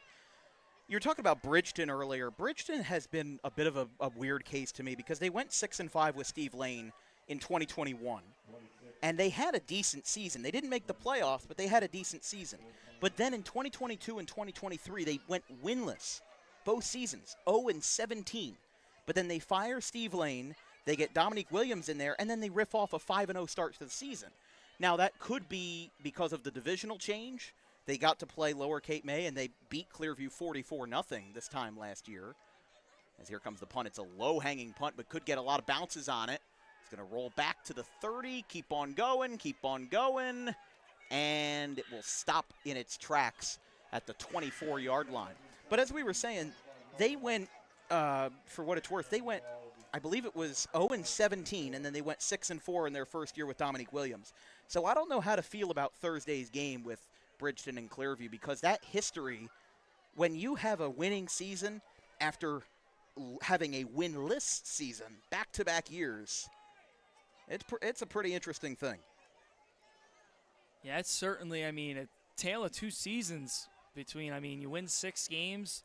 The year before that, you win none. You have a winning season with a new head coach, and that's something that Clearview is looking to have. They went 0-8 last year, but with new head coach Mike Wilson, who we've talked about time and time again on this broadcast, knows a thing or two about turning the program around. He did it at Shalleck. The Pioneers have a bright future ahead of them, especially with a young roster. It is rolled out to the right by Davis, who's going to take this one himself. Gets stopped hard at the 35. Believe this could be enough for 1st down. Not sure yet. Does look like there's a flag on the field. We do have a flag. It's going to be offensive holding against Cumberland. But the quote from Mike Wilson in our media guide today that really stood out to me was he said, "Last year as in the past, we're looking at this year as a fresh start for everybody." And I don't disagree. I think Mike Wilson understands what it means to be a head coach of a rebuilding program. He's not expecting these guys to be perfect today. He's not expecting these guys to be perfect next week. By the end of the year, that expectation may change by the time you get to late October. But right now, the expectation, I think, for Clearview, simple steps. You're down 26. This is a humbling moment. If you can get a couple of points on the board before the end of the quarter, maybe you go into the 4th with a little bit higher heads. But, again, I can't talk hypotheticals too much. What we see on the scoreboard is 26-0. Well, and again, it comes down to making the little steps, picking up some 1st downs, getting to within the red zone, and then finally getting on the board. Rolling out to the right is Pierce. Gets tripped up. Looks like he got back to around 10 yards shy of the 1st down marker. Excuse me, that was Laren Adams that time. My apologies. But a little bit of DWB trivia. Tonight marks the first, or at least the highest, amount of points that a team has scored in an opening night broadcast. 2 years ago, we opened up with Cherry Hill East and Triton for our first ever high school football game. That ended controversially, but 19-14. Triton winning that game on a last-second untimed down. And then last year, Kip Cooper beat Gateway 16-0. So we could have back-to-back road shutouts. However, Cumberland up by 10 more points than Kip Cooper scored last year, with Jaheim Richardson scoring 2 touchdowns in that game and 2 two-point conversions. So 26-0, 4.5 minutes left in the 3rd. And again, opening weekend gets a little bit more compact for DWB tomorrow. We have a doubleheader. The Collingswood Panthers and the Clayton Clippers from Collingswood, 11 a.m., or check that, 10:30 a.m. They pushed the start time back by a half hour. And then 7 p.m., South River and Point Pleasant Beach. South River will be making their second DWB appearance. Point Pleasant Beach will be making their third. Last one in May of 2024. With Joseph Zacone down the shore. 3rd and 9. Airs it out on a low pass. That one is high. Again, intended for Profit, who had the last receiving touchdown. Now with a bigger lead on the scoreboard, Cumberland trusting their quarterback, Josh Davis, a little bit more. He got pressured on that throw, but he's been able to connect with Profit a couple times on that slant, one resulting with a touchdown, but that time no dice, just a little bit too high, and that'll result in a 4th down punt attempt now. Yeah, that offensive holding really did not help. And now they're going to be back inside the 25 on 4th and 9, up by 26, but maybe a chance to give Clearview some good field position here. This one's popped up. Left side. It's going to have some crazy backspin, and it's going to get at least 5 yards on that backspin alone. Knocks it back to the 47. And it'll be 1st down for Clearview as they take it over. Here from Riordan Field at Clearview Regional High School, this broadcast is brought to you by Rowan College of South Jersey. South Jersey premier community college, bringing you top-of-the-notch education along with top-of-the-line athletics. Become a Roadrunner today by visiting rcroadrunners.com, and you can apply to be a student at rcsj.edu. No, you're good.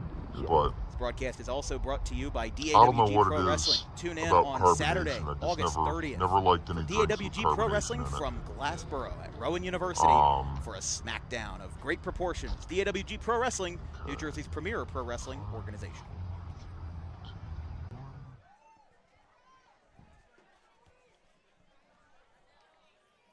Clearview with the ball. They go out of the Wildcat this time to the left side. A straight rush for number 15, Robert Sine. The crazy thing is that Cumberland only has 11 more points than the Phillies have runs. They're up 15-4 in the 6th inning. I am missing baseball season right now, but I am glad to say we do have some baseball games lined up for September and October, even into November this year. So once we have those announcements spread out, we'll let you know. It's going to be some fun stuff. It's 2nd and 9. Listen, the record is 30 from the Texas Rangers back in 2007. I'm not saying the Phillies can't do it tonight. 2nd and 9, handoff.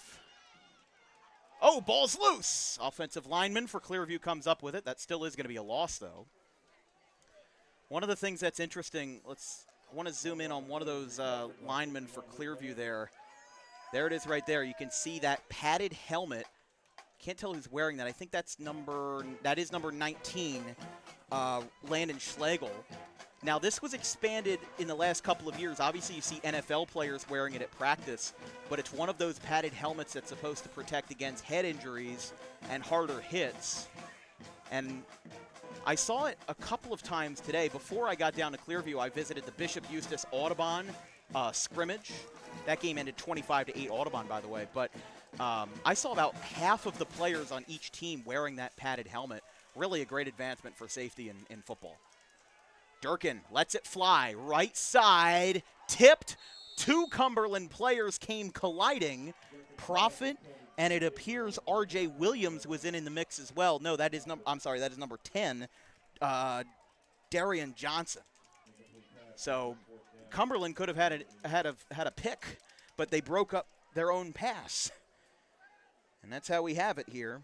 And again, Clearview, as much as I want to say that Clearview's made progress, just seems like they're running into the same old mistakes that they made last year tonight. Well, and right now it almost feels like you have to really start airing it out. And you see Durkin, he drops back, tries to fire one down to the outside receiver, but into double coverage, and it's broken up. He was lucky that one wasn't intercepted. That one is rolled out. It's picked up by Profit at the 21. Rolls through some traffic, gets some blockers, and is knocked down at the 31. Let's roll through some more out-of-town scorecards. We talked about Woodstown up 14-0 on Pittman. Pittman came back with 2 touchdowns from Dane Collum, and they've tied the game 14-14 at half. Penn Saucon took care of Camden Catholic in a former Thanksgiving rivalry that has now turned into a Week 0 classic, 34-0. Penn Saucon took down the Irish in the first game post Wayne Gilliam, who left the program after this past season and now is an assistant at West Deptford. So trying to see if we have anything else. Again, opening night, there's a lot. And honestly, we were talking about Winslow and IMG. It's 21-14 at halftime. It was 21-0 at the end of the first quarter. Winslow got 2 back. Jalen Parker had a front flip touchdown into the end zone like Chad Johnson did some 15 years ago with the Bengals. Right side to the flat, incomplete. Broken up by Clearview's number 12. That is Jake Martell.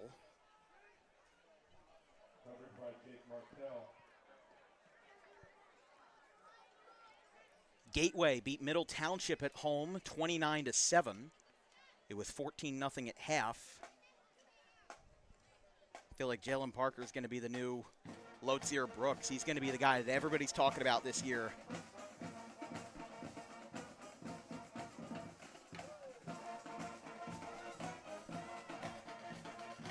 Second and 10 after the incompletion. Man in motion. Tips it back. Does he get back to the line of scrimmage? We'll see. It's Pierce again. He's going to get a first down after starting out well behind the line of scrimmage and failing to make progress, and he almost gets to midfield that time. So R.J. Pierce continuing to be a fantastic showcase tonight. I think he's got to be your player of the game in this case. I don't see any world where he is not the player of the game tonight. It's fantastic stuff from the senior running back. I mean, he's been electric from the first offensive play that Cumberland took when the sun was still shining bright in the sky till right now.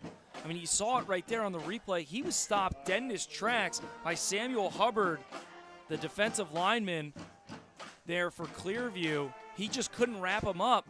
And what does Pierce do? He flips fields. He cuts it back, goes to the right side, to that far sideline from our point of view, and he starts running up the sideline, gets a first down and then some, and the ball spotted at the 49-yard line right around midfield. But it's runs like that where R.J. Pierce has been electric. If he gets any bit of open space, he's going to take it and do some damage with the rock in his hands. Has 3 touchdowns here today and picks up yet another big run for a first down as we've got a timeout now. Clearview on the field. They called their first. Let's go over some out-of-town scores that have gone final. Northern Burlington beat Nottingham 19-14. Camden Eastside, after going 0-11 in 2024, they pick up their first win in 2 years. They beat Triton 21-7. Overbrook shut out Cinnaminson 14-0. And Toms River East took down Manchester Township 22-6. Riverside crushed Palmyra 40-6. And that is all we have so far. No, we do have a couple more, but we'll go after this. After this play, gets up to midfield. It was first down at the 49. He gets a yard on the scramble by Josh Davis, so it will not be a sack. We do have, again, a couple more games coming in here. Absegami shut out Egg Harbor Township 21-0. And as far as I'm concerned, don't see any other scores popping in. So the schedule ahead for Cumberland, they have 2 home games after tonight. They're home versus Shalleck on Friday, September 5th, and then home to Oakcrest on the 12th. Now that Oakcrest just lost 32-0 to Ocean City. That might be a good game. They're away at St. Joe's Hamilton, home to Middle Township, and then Bridgeton, Deptford, Lower Cape May, and Absegami to close out the season. That game, Cumberland-Absegami, is a part of our DWB fan vote for late October. We trail out the end of the third quarter after a timeout by Cumberland and 1 rush to end it. After 3, still it's all Cumberland. No doubt about it. No doubt in our minds. What will Clearview have to say, and what will Cumberland have to say for the final 12 minutes? 26-0 at the end of the third. We'll be right back.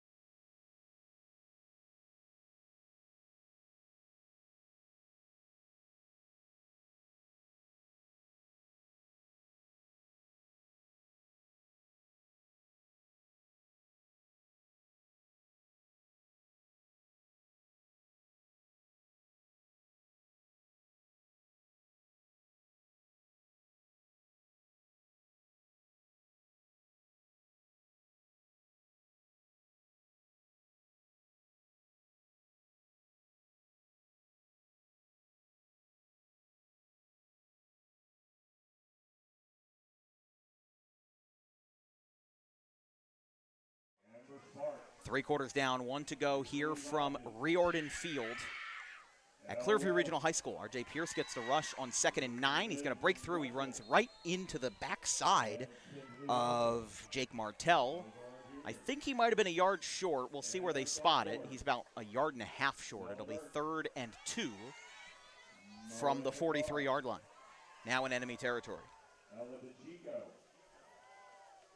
And again, great running backs like R.J. Pierce here for Cumberland. They tend to get better as the game progresses along. And, I mean, we saw the first play, 61 yards to the house from Pierce, and he's still chugging along here as we begin the 4th quarter.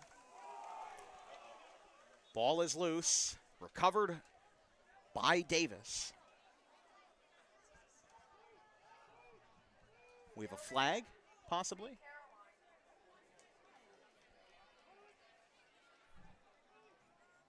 I think the flag was thrown at the fumble and potential change of possession, but the clock is still running. So after the fumble, they lost about, I would say, 12 yards, and they went from 3rd and short to 4th and long. So they'll now go back to square one. Fiorani will punt. This one is high and away to the right side, and fair caught by Burgos at the 21, it looked like. I would like to see Clearview get some points on the board. If they can just put something together. Again, it's 26-0. You're not in complete, admonishment mode where you have the clock running and everybody just wants to go home. Clearview still has a semblance of offense left.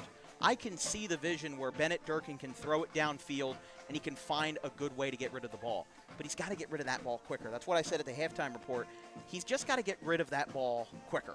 And that's the issue that we have right now, is that is something that he's struggled with. He's been sacked a couple times tonight. And maybe the indecision is a fear for not getting an interception. But if he has that confidence, if he can get his head where his heart is, he'll be fine. He'll be okay. Durkin over the middle. How about this? Speak it into existence. He's got a first down as he hits his route up the middle. It's a first down with the completion by Robert Sine, the sophomore. 5'8", 145. Uses all 145 pounds of that muscle to get up to the 44-yard line. First down, Clearview. I like what Durkin did right there. He kept his eyes down the field, didn't look down and get scared with the pressure because he took a hit on that throw, but he delivered a strike to Sine over the middle of the field for probably the biggest play of the night for Clearview and results in a first down. Well, the thing is, for Clearview, they don't want that to be the biggest play of the night. They want the biggest play of the night to be something that results in 6 points. Back at the line of scrimmage, a heap of orange and white and green and gold all over that one. No gain, maybe about a half yard. It'll be 2nd and 9. For Clearview, this is their 10th appearance on Dan Wilkins Broadcasting. They become the 26th school to join the 10-game club. And if they lose tonight, they'll fall to a record of 4-6. Haven't seen them since May 1st versus Cinnaminson. And then for Cumberland, this is their 6th appearance with a record of 2-2-1. Their last appearance on March 26th, 2025 versus Vineland in baseball action in the early part of the regular season. That one is up. 2 Cumberland players get together. Looked like in on that play was Zion Stevenson and number 1 Chris Snow. That was number 3 LaRon Adams in the backfield. So 2-on-1 coverage there. Durkin tried to go for the heavily attended and heavily watched party. And it'll now be 3rd and 9 after the incompletion. Well, and there's a lot that you have to do right now if you're Clearview, and that's air the ball out. And Durkin puts a pretty good ball to the outside for his wide receiver, but into double coverage. It's a dangerous throw, but at this point, you don't have a whole lot to lose. Down 26-0. You see right there on the screen. He throws the ball into double coverage. His receiver doesn't really have a chance at coming down with it, and as a result, it's going to be now a long 3rd and 9, I believe. And Cumberland has called a timeout. But you take another look right there. Not a bad ball from Durkin, but he throws it in double coverage. When you throw balls in double coverage like that, more often than not, the defense has the advantage, and they went out right there to force a long third down. That's what Clearview and Mike Wilson, the head coach, they have to keep calling up plays for Durkin to make those throws down the field. It got them to where they are right now. They hooked up with Sine to get them to this point. But the run game isn't going to do you many favors being down by 26 with only about 9 minutes and some change to go here in the fourth quarter. Listen, I think the realistic outcome or outlook is that Clearview just wants to score. They want something to go home happy with. They want something. Obviously, a lot of these players won't be going home happy with a loss, but that's going to be another Wildcat run. Haven't seen that in the first half, but we've seen that a few times from Sine. Running that out of the Wildcat. I see Haddonfield do that a lot. They run a lot of plays out of the Wildcat, especially when they're losing. They don't bury it into the ground, but they certainly use it when needed. They did get a handful of yards. They're right smack dab on the 50. And it's fourth and mid-range.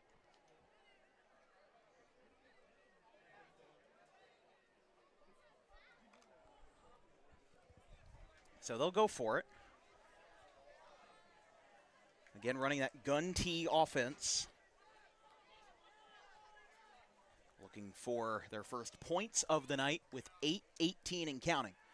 Dropping back. Oh, it is caught by Burgos. No flags. It's in play, and it's a first down. Well, Dan, I'm super impressed with what Bennett Durkin has been able to do here tonight. Even though they're down on the scoreboard, the sophomore showing a whole lot of poise. He slows the game down, hits him with a hard count, sees that Cumberland is going to bring the blitz, slows it down in his mind, knows the blitz is coming. And what does he do? He fires a strike out to Ashton Burgos out on the near side of the field. He bobbles it around, but he comes down with it. The sophomore using all 155 pounds of muscle to bring that one in, and it results in a Clearview first down. And now they've got the chains moving, probably the best drive of the night so far for the Pioneers. Well, of course, it won't be any drive if they don't put points on the board. Durkin works out to the right. He's in trouble. Chris Clark, say hello again. I mean, we only award one player of the game per night, but if we could do one for the offense and the defense, Chris Clark's got to be that guy. For the defensive side. He's picked up, I believe that's now his third sack of the night. And again, looking at our sheets here, he had 3 versus Lower Cape May and 4 the entire season. So he's going to be able to improve on those numbers big time here in 2025, and now finds a way to add on to them again in opening night with a 3rd sack. Yeah, Clark has been terrific here tonight for the Colts. Been wreaking havoc on the edge and records his 3rd sack of the game. 2nd and 16. They get another screen. We've seen this a handful of times. Left side to the 40. And despite all of that, they're only going to get 1 or 2 yards out of it, and it's going to be 3rd and long. I don't know if the screen is my favorite play in that situation, just because it's a play that I would normally use if you're in short distance to the first down. Now, it can work in long distance plays, but in that situation there, I think they swallowed it up so quickly that he wasn't really able to get anywhere. Meanwhile, if you have a slip screen where you have maybe a second and a half more time before that offensive line gives way to the defense, I mean, Durkin had to let that pass off very quickly. Rolls out to the right this time. Looks for a man downfield. What has he got? Does a little hop pass and airmails it to the Cumberland sideline. Almost said the Cleveland sideline for a second. We are not in the NFL tonight. Similar folks. color scheme, though. Yes, yeah. But to your point about the screen pass, the big thing right there that kind of went wrong is the offensive line didn't trail to the running back in Antonio Green. They were stagnant. They were still in the middle of the field, and by the time Green caught the ball, he was rallied to by those Colts defenders because he didn't have the blocks in front of him. On that play, though, Green made a huge block to be able to have Durkin avoid the sack, and now it looks like it's going to be a punt attempt. Brendan Kiss has had a busy night punting and sending the ball away here for the Pioneers. Yeah, he's a junior who made I didn't have any. I misread that, but punt goes out to the left side. Didn't think Cumberland saw where that ball was because they were worried about the blocks. And they'll start at the 26-yard line with 5:37 to play in the fourth quarter.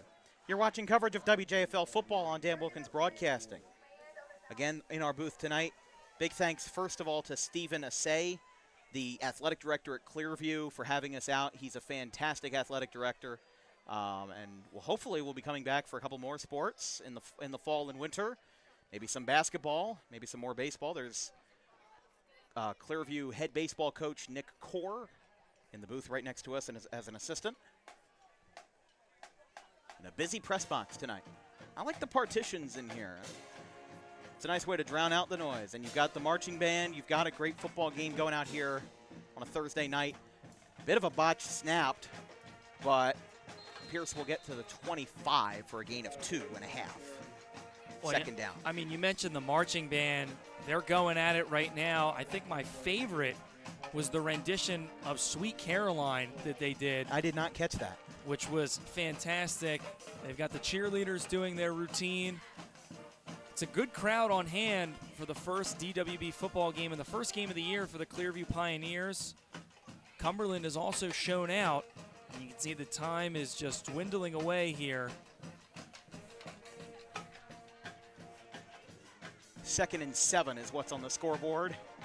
Another rush up the middle. I mean, also this is a little bit of time wasting here. It's a 26-point game. Clearview's not going to fight it.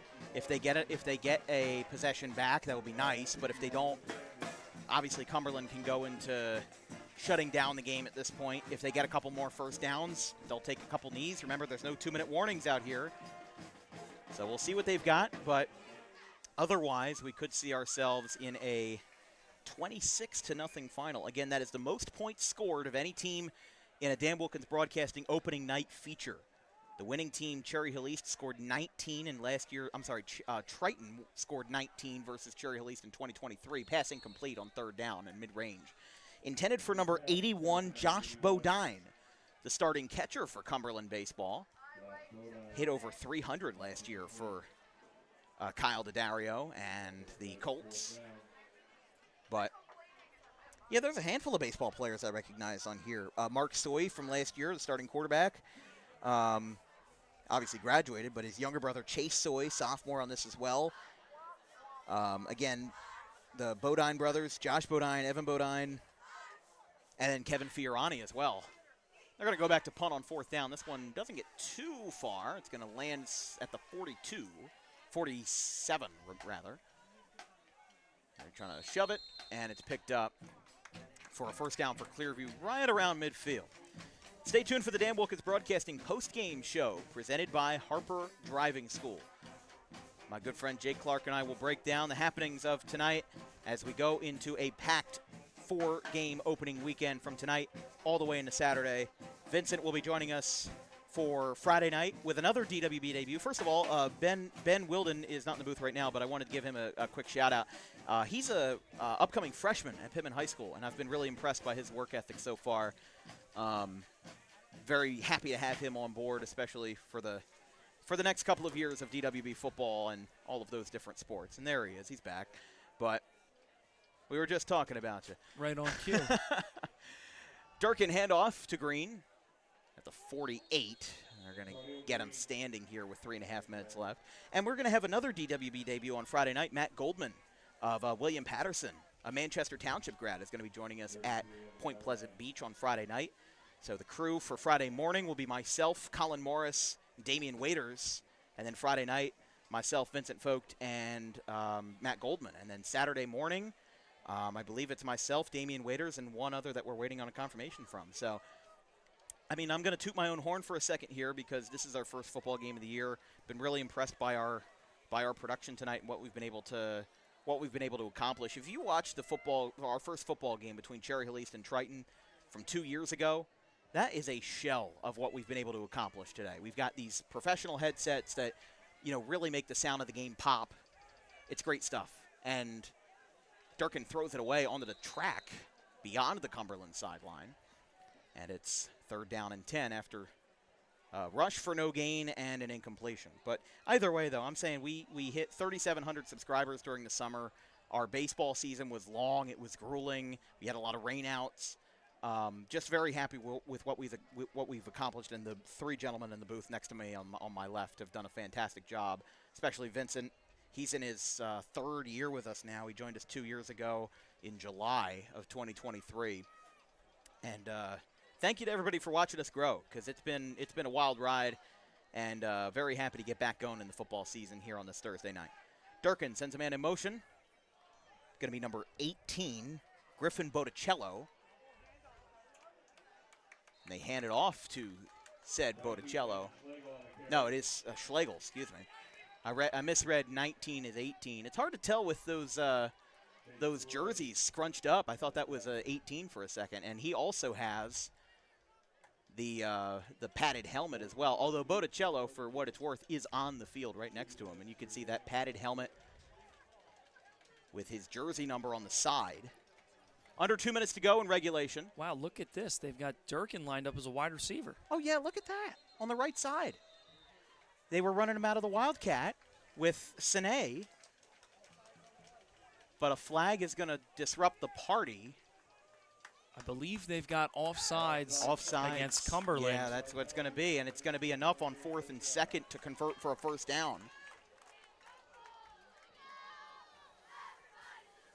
And again, we've talked about it, this Clearview Pioneers team, they're rebuilding. They're a young team. They didn't win a game last year. In their last 5 games of the season last year, they only scored 6 points. Right. And it was a lot of blowout losses. And now with a new head coach, this is a new beginning.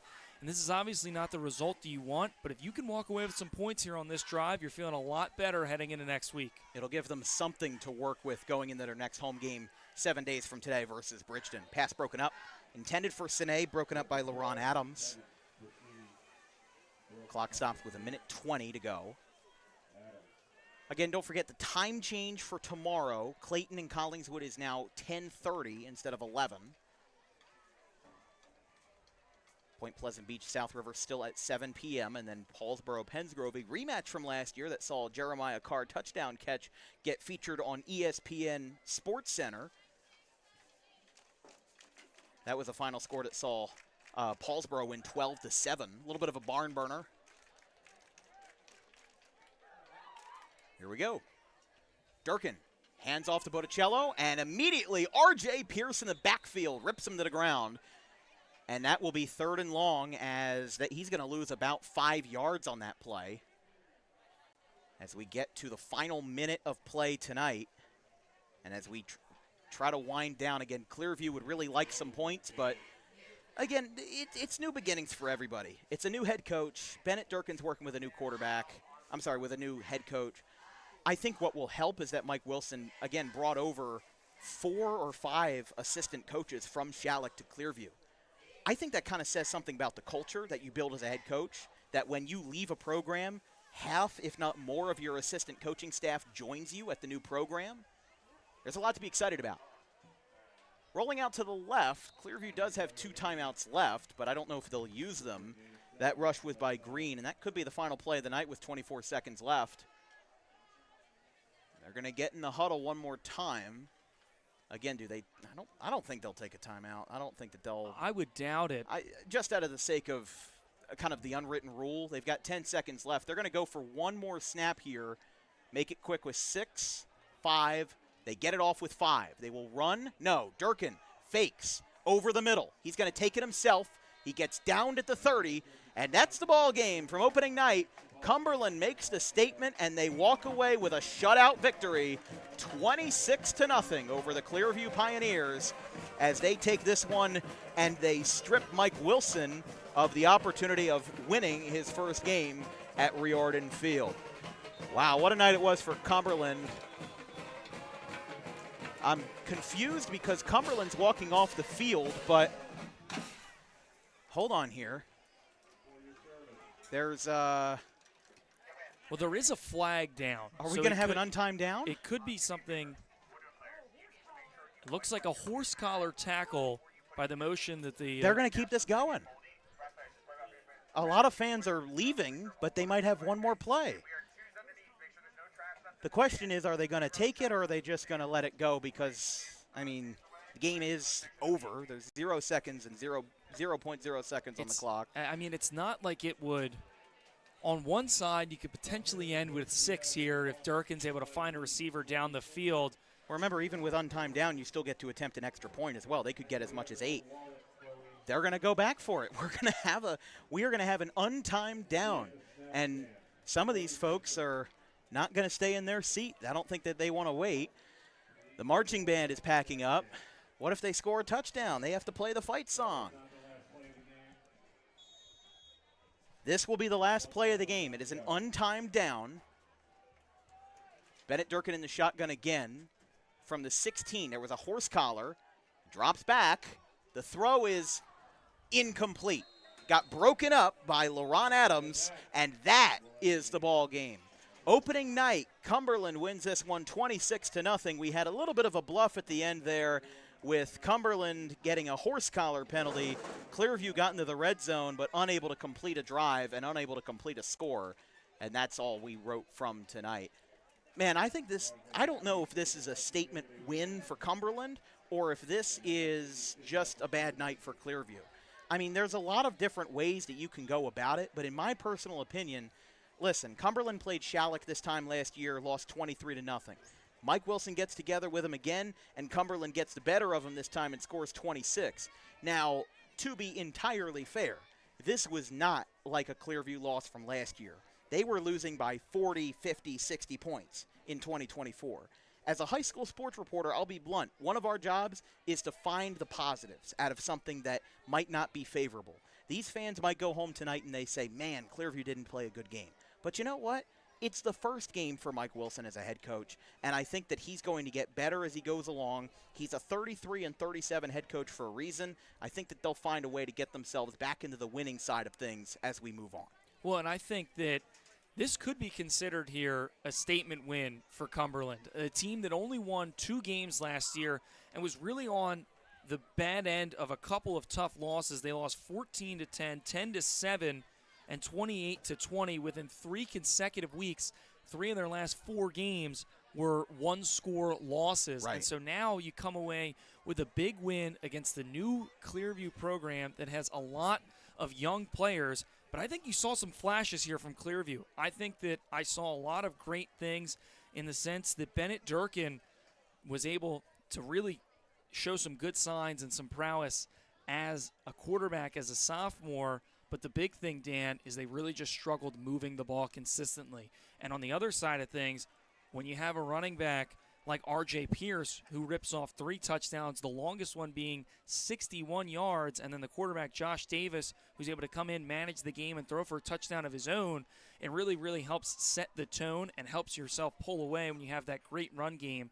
One thing we didn't talk about enough tonight, it really came down to the trenches, right? I think that Clearview couldn't get the run game going. Cumberland could, and they did it on the first play of the game, and they didn't look back with a 26-0 shutout win here. It was a big win for Cumberland, but you did see some positives from Clearview. Yeah, I mean, listen, this was not an all bad night for Clearview, but let's talk about what Cumberland did right. They got it started right away. They got the momentum in their ballpark right away. They got themselves on the board, 61-yard rush on the first offensive snap for the Colts tonight, going to the house for R.J. Pierce. They did it again for another one that was, I think it was 57 yards, and then they had a 33-yard rush that got them to the cusp.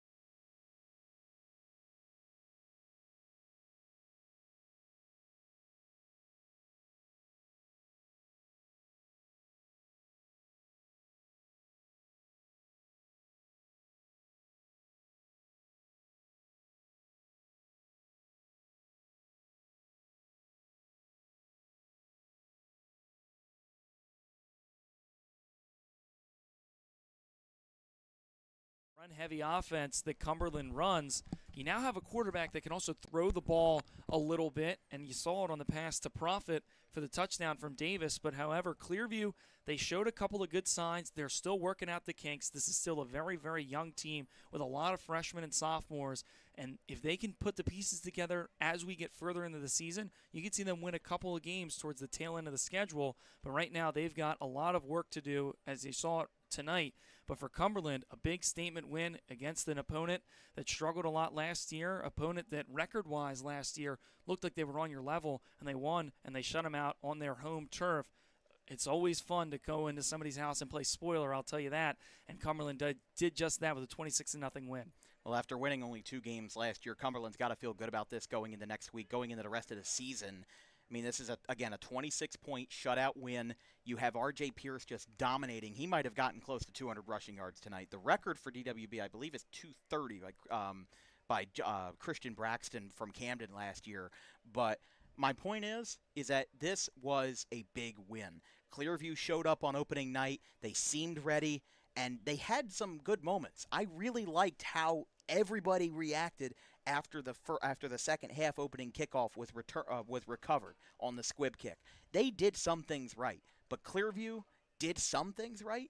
Cumberland did a lot of things right, and I think that's what made the difference tonight. Yeah, I think absolutely, and I think that, right, Clearview, the big thing is they couldn't get the run game going, and they couldn't move the ball consistently. And that was the big difference of in the trenches, right? Cumberland got better blocks, and they have a great running back who rushed for almost 1,000 yards last season. He rushed for almost 200 yards tonight, and he scored 3 touchdowns. That's the big takeaway from the game is R.J. Pierce scoring 3 touchdowns, 61-yard rush to open the game, and they never looked back. And I think that Clearview, they had some opportunities. They had a couple of good drives going into the half, towards the end of the game, but they couldn't just move the ball on a consistent basis, and it was a little bit of too little too late, and they couldn't end up scoring, and the clock hit zeros.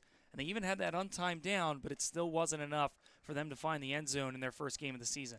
Indeed. That will be all for us tonight on Dan Wilkins Broadcasting. We've got a busy day tomorrow. It is 2 games, 2 places, 2 drastically different times, and we're going to have to battle the Jersey Shore traffic on Friday of Labor Day weekend. Our next 2 games, we've got Collingswood and Clayton. I keep getting it mixed up. It's Clayton and Collingswood from Collingswood, 10:30 a.m. kickoff tomorrow in the morning, and then 7 p.m. It's going to be a good one in Group 1, South River versus Point Pleasant Beach, 7 p.m. tomorrow night. Good win for Cumberland, and that's going to be a fun team to watch this year, especially if R.J. Pierce continues to get the ball day in, day out, drive in and drive out. From our entire crew on Dan Wilkins Broadcasting, our social media coordinator, Haley Mejia, our graphics crew, Gavin Van Rel, Caleb Lane, and Carson Rosso. My producer, Vincent Vogt, on the left, again entering his 3rd season doing DWB football. He knows it all at this point. My pregame reporter, Ben Wilden. Get in here, Benny. It's your first DWB game. We appreciate you coming out, and we wish you the best of luck because this kid's going to be something good someday. My color commentator to my left, it's the great Jake Clark. Best of luck to you at Rowan this year. It's going to be a fun year for all of us in DWB. I'm Dan Wilkins. We will see you bright and early tomorrow morning.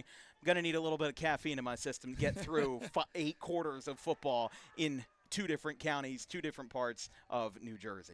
26-0. Cumberland beats Clearview. Opening night is a wrap on Dan Wilkins Broadcasting. We'll see you guys tomorrow. Have a good one, folks.